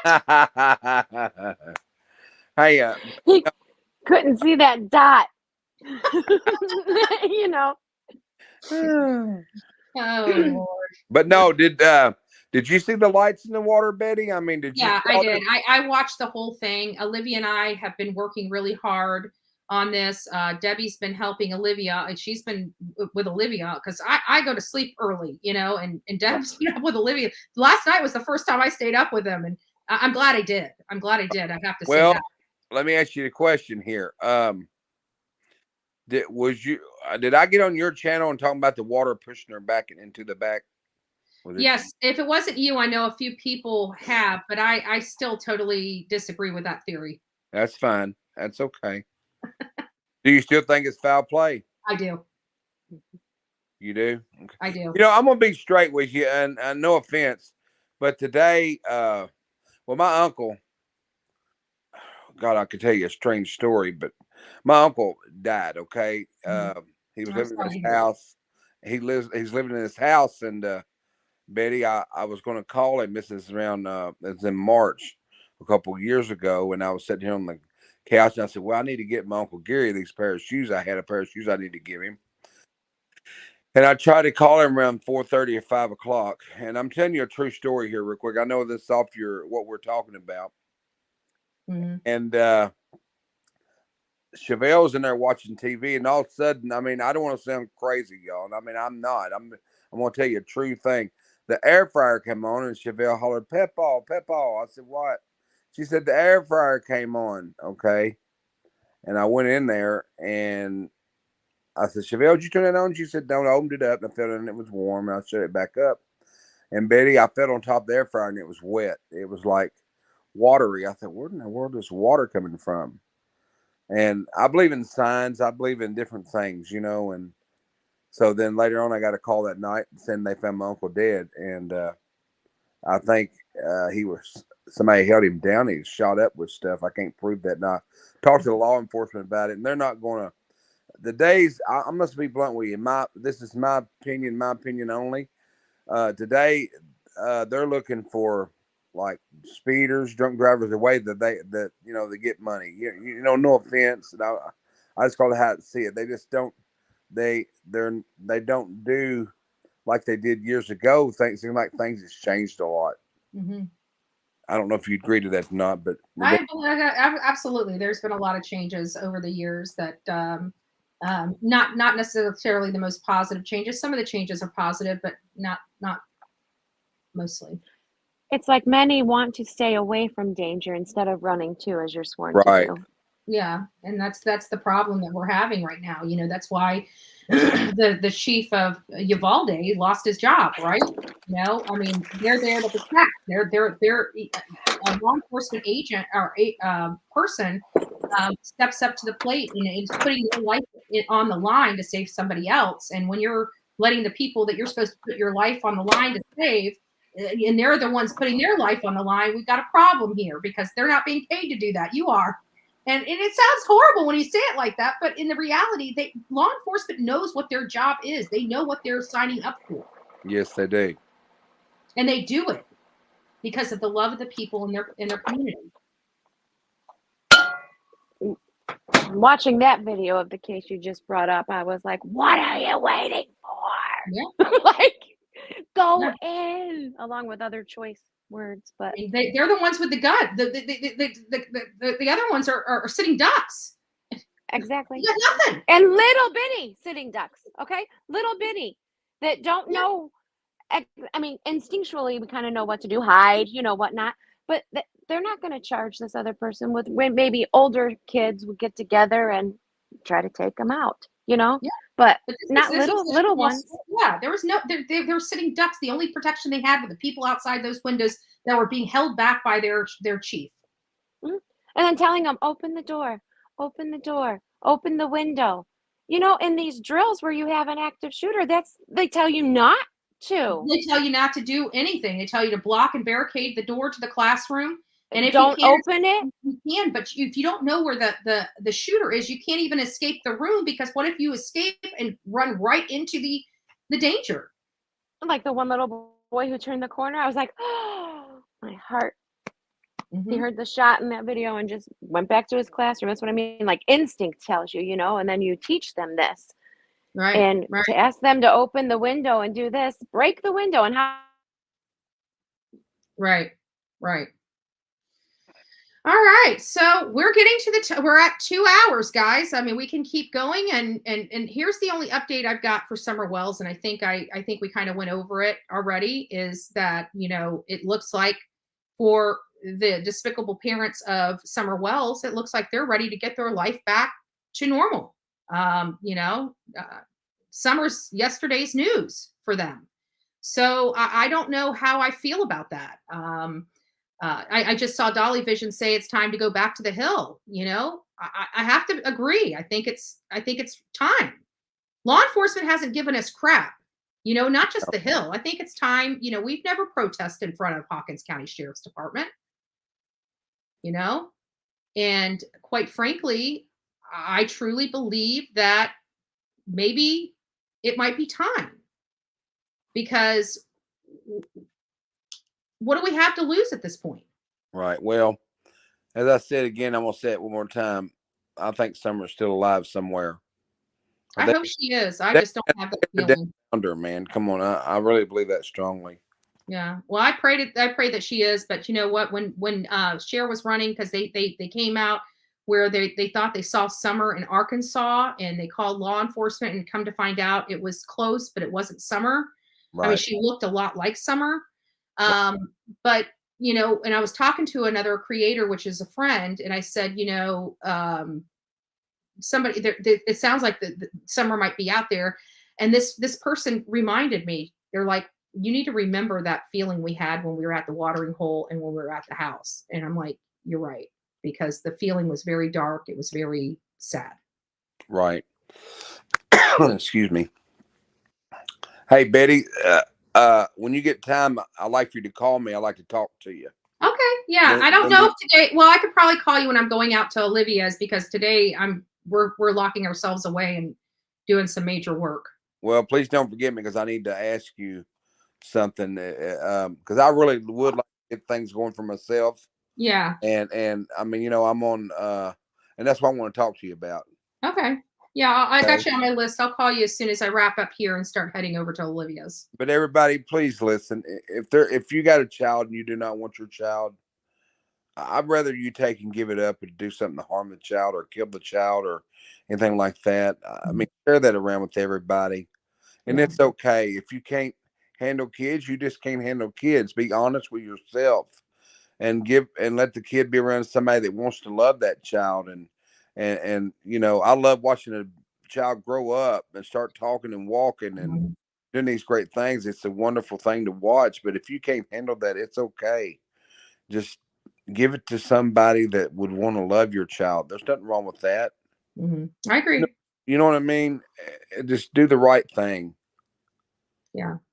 And these are just so these are hard cases because we got Summer Wells and then we got Quinton, and it's like they do have a lot of the similarities, other than the fact that Quinton's mom lived with it was almost like a sandwich household where you got grandparents, children, and grandchildren all under one roof. But that's the only different. Well, I guess it really isn't much different from the Wells because we had Grandis there too. So you've got all this chaos, all these drugs, alcohol, fighting, all this really bad behavior, and then a child's missing. Like, I mean, these are, I think Justice for All said it best. This is like Summer Wells 2.0. Right. Betty, I want to be way I feel about it. I think, and I know I said this before, but I want to say it again, and I'm gonna pray about it. I'm gonna be honest about it. I think if someone should harm a child or kill a child and everything, and they did it intentionally, or rape a woman, I don't believe in stuff like that either. I think if we'd start, and I don't want to sound off the wall here, y'all, but I'm gonna speak from my heart. I think we start hanging people, get back to that law there. I think I said that on here a couple of weeks ago. Me and you, I love you. What can I say? No, I really feel that way, Betty. I'm gonna be straight with you. When I'm gonna work on pushing for that in the in the future when things come together. I want to try to make that law stand, because I think if we do that, it would stop a lot of violence. It's a deterrent. You think it would stop a lot of violence if we started doing that? Yeah, I do. And I know I think it's a great deterrent. I think that's what worked so well with the way they did things in the past. People didn't steal fruit from the market because they thought they were going to get their arm cut off. Those are the types of horrible things that kept people from doing horrible things. People got here and they stealing stuff, and the only thing they're doing, they're hurting the people like you and me that are, I found a piece of candy on the floor at the store when I was a little boy, and I picked it up and ate it off the floor. It was wrapped up, but don't get me wrong, it was in wrapper, but still, I shouldn't have done that. Do you understand what I'm saying? Yeah. And I learned, but you don't take from somebody. If I was at your house, Betty, you had $1 million sitting on the table there. When you woke up the next morning, that $1 million would be sitting there. Exactly. That's just, that's normal. Actually, taking the dollar bill is actually not normal. Right. I mean, I want to respect each and everybody, and I think all respect each other. And as the Bible says, love your neighbor as yourself. We need to try to do the best of our ability to do that. And if there's people that you don't like being around, pray for those people. And because we're supposed to pray for our enemies and turn them over to someone else. You don't have to hang around that person, but you can still pray for that person. Yep, I agree. You're preaching to the choir. I'm glad you and I are on the same page. You're my friend. Well, yes, we are. And Betty, I will be waiting for you to call me. You know what time that might be? I'm wrapping up now. I'm saying probably within the next half hour, 45 minutes, I'll be ringing you. Okay, honey. Thank you so much. And You're welcome. Again, I'm sorry to hear about your home, and that I know that was kind of scary to you, wasn't it? To be honest with you, I have been with this storm. I don't know what it was, and it was the worst for me. But I've been at peace with everything. To be honest with you, even when I saw the shingles coming off, I just, to be honest with you, I went and laid down and I went and laid in bed. I couldn't. I just knew whatever was going to happen was going to happen. It was did it take your whole roof off, or just poor? Yeah. I mean, there's still some shingles up there, but they're all bunched up like spaghetti, and I've got to get up there and try to get them scraped off and get a tarp over the roof. We haven't had rain, but I think that there was water that got in here because I got to shorten this fan up here, and I can't even turn I had to unplug it. Well, honey, you don't be getting on the roof, darling. I'm sorry. I know you're tough, but I ain't saying you're not, but I wish you'd get someone else to get up there and do that for you. Yeah, well, it's just a couple shingles. I'll get up there. I mean, I've been doing electrical working on roofs, and this is not my first roof I've ever put on. So. Oh, is that right? Yeah, I've been up on roofs so many times. It's not even funny. So it didn't take your whole roof off your house. It just. Oh no, the actual wood and felt paper are still there. No, the shingles are all gone. Oh, The okay. shingles are all Okay. gone. The Good. roof I feel itself, better. the trusses, the wood that's under the felt paper, that's all still up there. Okay. Okay. Well, now I feel a lot better because I thought it took, somebody said it took your whole roof off. I thought, wow. Yeah, well, it is the roof shingles. It wasn't the entire wood frame or anything. The actual structure and integrity of this house is fine. Well, I'm very lucky. You know, I saw what was barreling toward us. It scares the crap out of me because I just saw, you know, Fort Myers area, which again, Olivia just had a capture of somebody being rescued. I hope you guys go over there and check her video out and support her. And you know, but I saw what could have happened, and what could have happened scares the crap out of me and keeps me awake. right.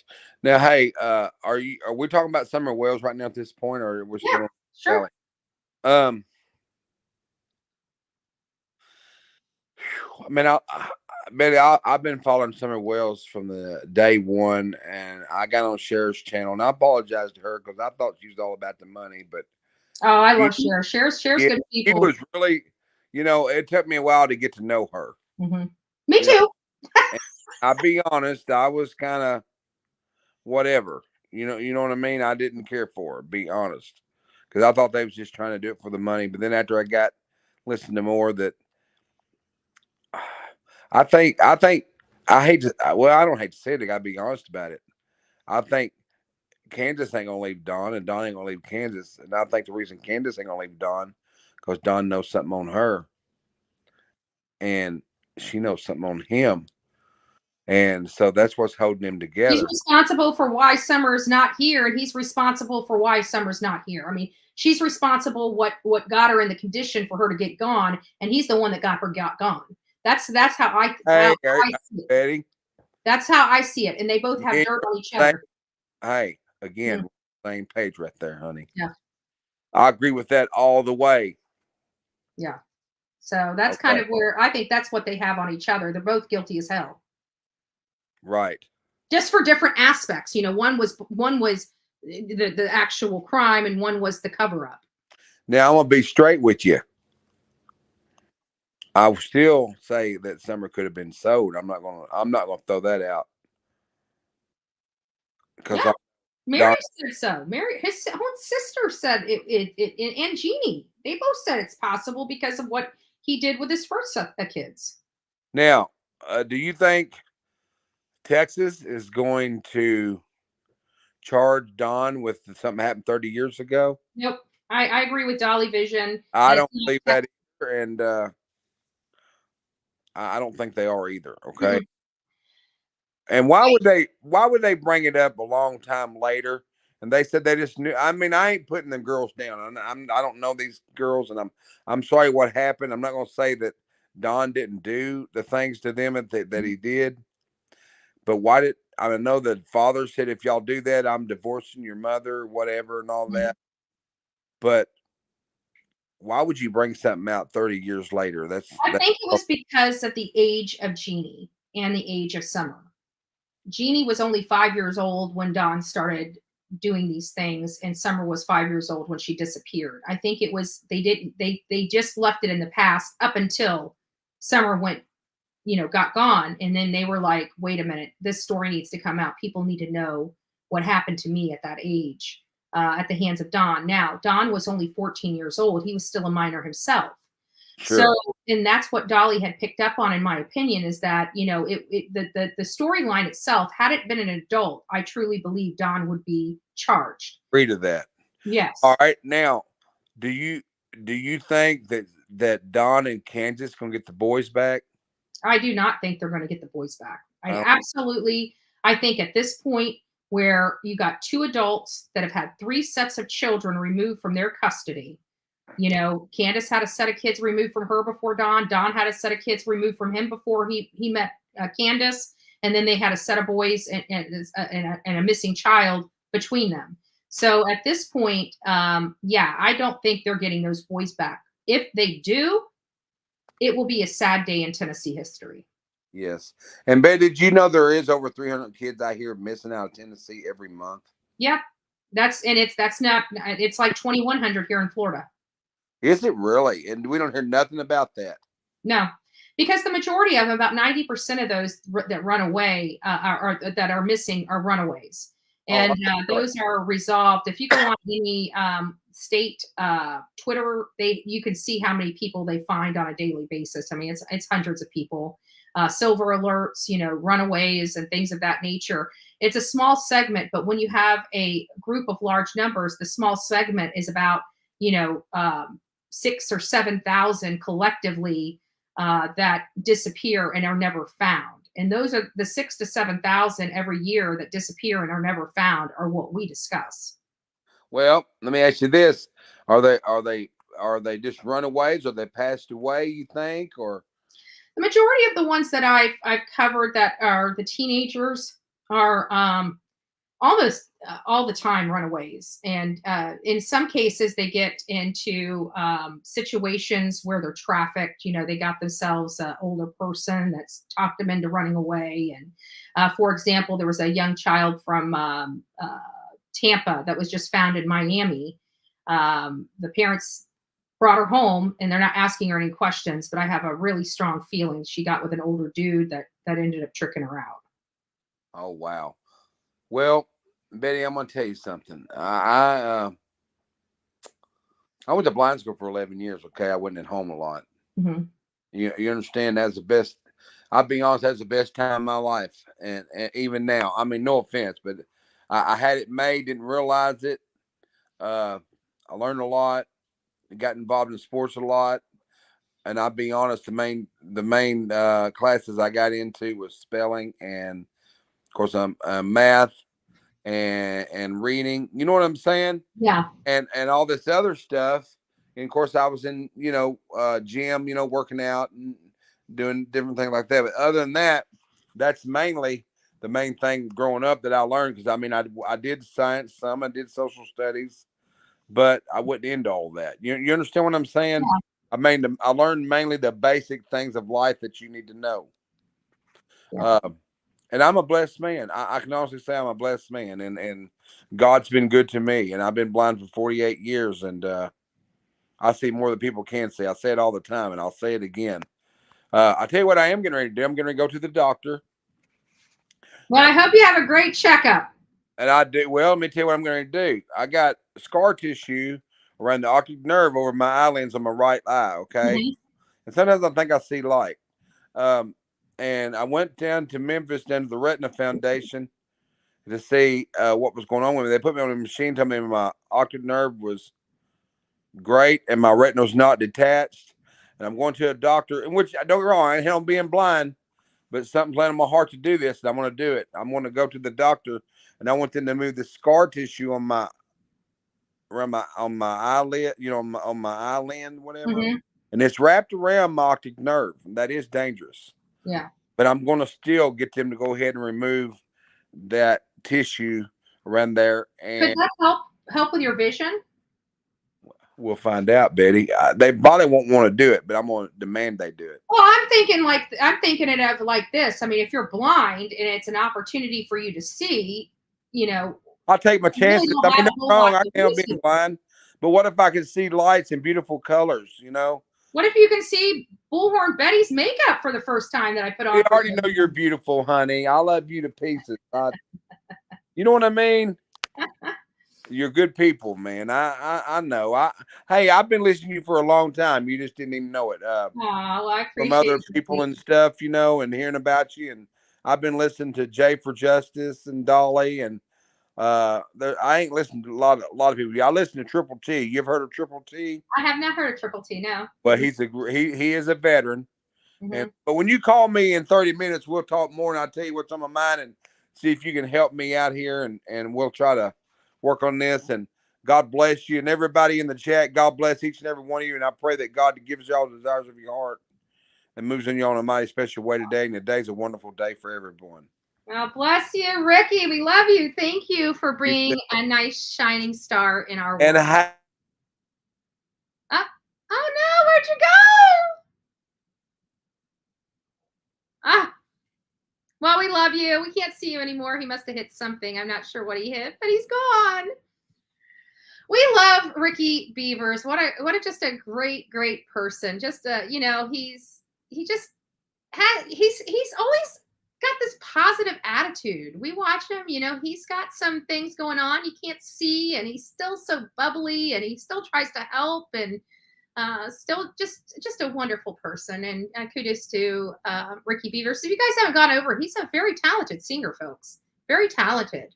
Again, very blessed to know him. If you haven't gone to his page, his YouTube page, please get over there and go to it. And as promised, Ricky and I have been talking back and forth for some time now about, some of the projects he's got that are near and dear to his heart. And as I promised, I'm happy to use this platform to help him, move forward in those endeavors and what we can do to help, because they are to help young children. And of course, anything that's going to help young children, Bullhorn Betty and Bullhorn Betty's channel will be all over that. We love to help. We love children. We love, we want, it's sad to me because we have people from all over the world watch us because they don't have the type of crime in their country that we have here in the United States. That to me is sad. It was not like that here in the United States. What has changed? I think we all know. But with this being said, we've covered several cases. We've covered, poor Quinton. And it's my personal opinion that this poor boy has lost his life. I know that so I may get some hate from it, may get some backlash. I don't care. I say what I feel when I feel it. It's my opinion, and I'm entitled to it. And I believe this poor little boy is gone. I believe this poor little boy is gone because what his parents aren't making sense. And the fact that his mother tried to tell law enforcement that he was at his biological father's house, knowing damn well that babysitter dropped that boy off with them, that was what sealed the deal for Bullhorn Betty. It wasn't the possibility or the potential of this garbage truck coming by and dumping the trash. It wasn't that. It's them. They're the reason why I believe this child is no longer with us and they're responsible. It's them. It's what they've done. It's their actions. It's not speculative. I'm watching them and they ain't right. It's in my opinion. They ain't right. They ain't got it. And they surely did not think this through. If they were smart, they would have done what like Cody Bigsby did, like, Adam Montgomery did, like the McKinneys did. They would have planned this a little better and not put him in as a missing person quite so quickly so they could cover their tracks. That was a disservice to them. But they knew they were supposed to be over at the babysitters that morning. They knew grandma was coming back home. They knew they were being evicted from their home. They had to take action, and their story sucks because of that, because they're not professionals at this. Not many people are. Not many people are. But whatever happened to this little boy, those parents, I shouldn't even call them parents, the mom and the boyfriend should be arrested for negligence.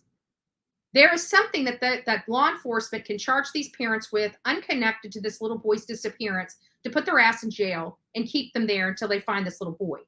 Unfortunately, this little boy was 20 months old. Tiny. Tiny. We think Summer can be folded up like a laptop at 5. How easy is it to hide a 20-month-old? So I'm angry about this. I'm angry with the grandmother. I'm angry with the babysitter. I'm angry with the parents. So far, the only people I'm not angry with in this case is law enforcement. That's the only person I'm not angry with in this case. People think I'd come out here and beat up on law enforcement. I might be beating up on them if they start dropping the ball in this case. Who knows? But right now, the only people that aren't ticking me off, that aren't burning my grits in this case, is law enforcement. Bye, Aussie girl. You have a great day. So this is a first for me, right? We live in Florida. Like, we don't put up with this. That's why I criticize all these other agencies. Like, we got Grady Judd. We got Rick Wells. Like, you do something wrong, your ass is going to jail. We got Chris Nacco. We got some pretty boss sheriffs in the state of Florida. this kind of crap, I know that the parents in this situation would be in jail in any county here in Florida. So I'm just waiting. I'm waiting because I really do believe in Georgia. Georgia's another one of those states. They don't play when it comes to their kids. I think that this is going to move quickly, which is why I really want to get there sooner than later. However, Olivia can't go with me until after the 15th of October. And I think that's a little too late. And I'm wanting to get down there this week, but I don't know if that's going to be possible. So I'm really I'm really working through it. I mean, because right now is the 10th, and if I have to wait 5 days for Olivia to come with me, I almost think that waiting 5 days. What do you guys think? Let me ask your opinion. If I had an opportunity to go this week just for a fact-finding mission, something that where I go up there a day, the 6-hour drive, I can go up there in the morning and come back in the evening. I don't even have to stay there, but it'll give me the opportunity to go and survey the area, or I can just wait until the 15th and go with Olivia. What are your thoughts? If I should go before I get with Olivia, put 1. If you think I should wait until after the 15th and go with Olivia, put 2.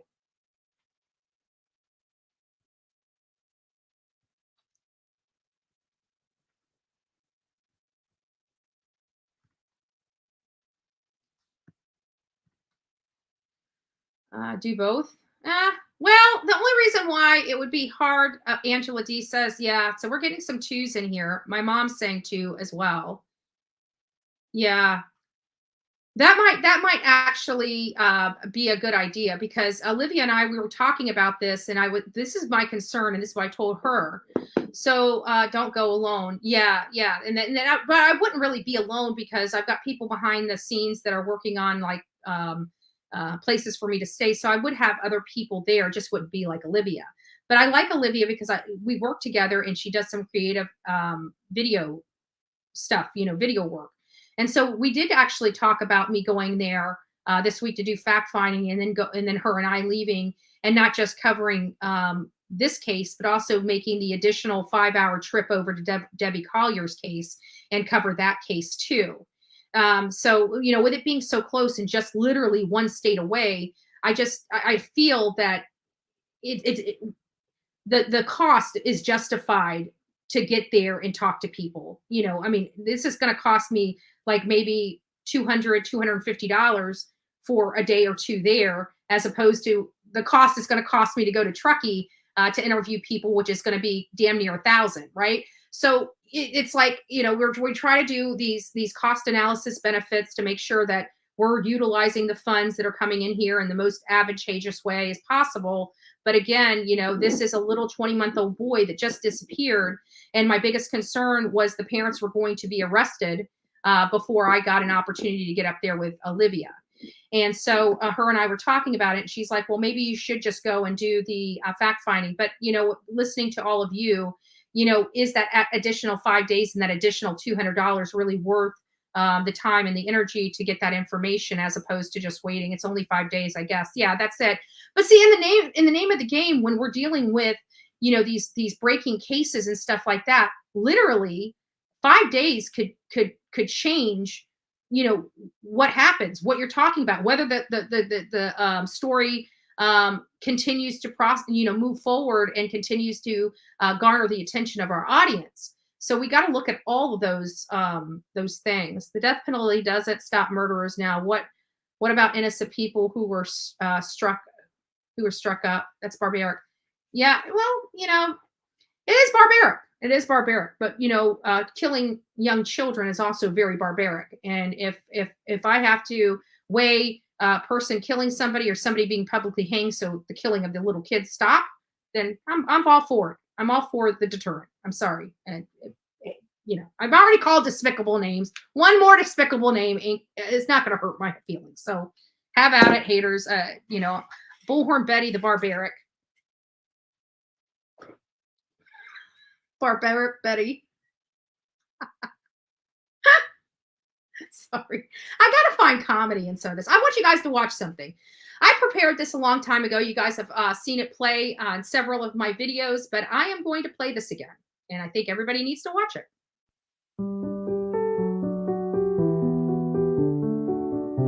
Tom, it's just a tough subject. A recent study by Brown University showed that nearly 450 children are killed each year by their parents. My daughters were picked up on a Friday by their father to spend the weekend, and that night he pumped carbon monoxide into their bedroom and slit their throats. Searches have begun for 2 children killed by their mother in Pickens County. 9-year-old Hayden King was laid to rest today. Hayden's 4-year-old sister Harper will have a celebration of life service tomorrow morning. Here's a story that's breaking at 6 o'clock. It's all centered around the 3 people you see on your screen, the key pieces in a Middletown murder case. On the left is James Hutchinson. Police say the 6-year-old was killed allegedly by his own mother. East Los Angeles mother was charged today with killing her 3 young children. The youngest was less than 2 months old.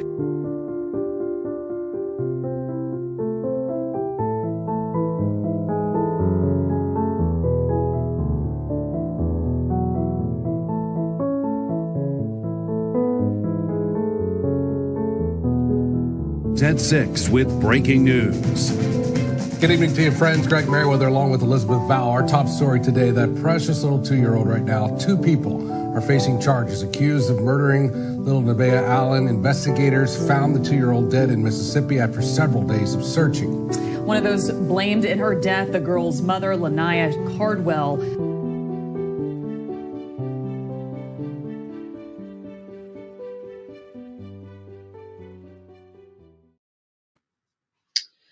I'm covered in goosebumps every time I play that. It's very hard. You know, these children are our future, and they're being snuffed out, and they're being snuffed out by the people that are designed to protect them.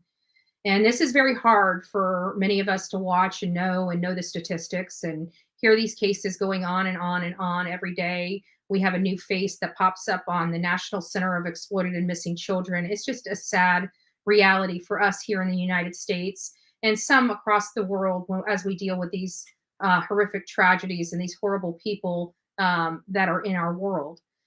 But sometimes it's a little closer than we think. It's not the abductor. It's not the stranger danger. It's the person that we call mom and dad. And that's the point I'm trying to make here. This is more common than we like to know. This is more common than stranger danger abduction. That's what makes me sick about it. That's what it is. So guys, I hope you guys have learned something. We will be kind of diving into this case a little more. I'm telling you, I'm going to make it to Georgia come hell or high water. I'm not sure what I'm going to do there yet. I can tell you that I'm angry. I'm heartbroken. And I want to fight for this little boy. And so I don't really care what repercussions, what backlash I get, what my haters say about me. I don't give a damn. This little boy's face is on my channel for a reason. It's to advocate for him. It's to fight for him in the absence of others fighting for him. So with that, guys, I love each and every one of you. Tomorrow's never promised. So do something special for somebody you care about today. Okay? Don't forget, and tomorrow, guys, I hope you guys have done an act of kindness for a perfect stranger, because tomorrow I'm going to be asking who has done their homework. And I want 100% of the audience saying they did their homework, right? And the only homework you had was an act of kindness for a perfect stranger. So if you have not done that yet this week or last week when it was assigned, today's the last day to get your homework done, or you get a big old fat F on the School of Bullhorn Betty. Anyways, guys, take care. Don't forget tonight, 6 p.m., members only live. We talk about these cases. This will be another case we're going to discuss. This is a time that my audience, the members of this channel, get to have one-on-one and talk directly with me, because when we have hundreds of people in the chat, I don't see the members. So we're going to go members only tonight at 6. Be there or be square. Good day.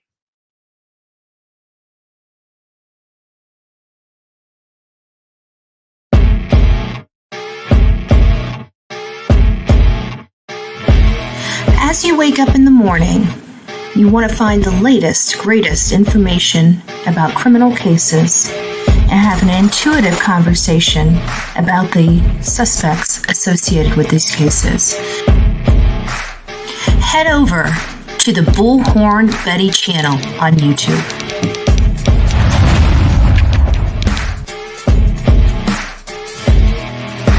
Get breaking news right here on the Bullhorn Betty channel. Welcome to the Bullhorn Betty Coffee Club. Enjoy your stay and enjoy your day.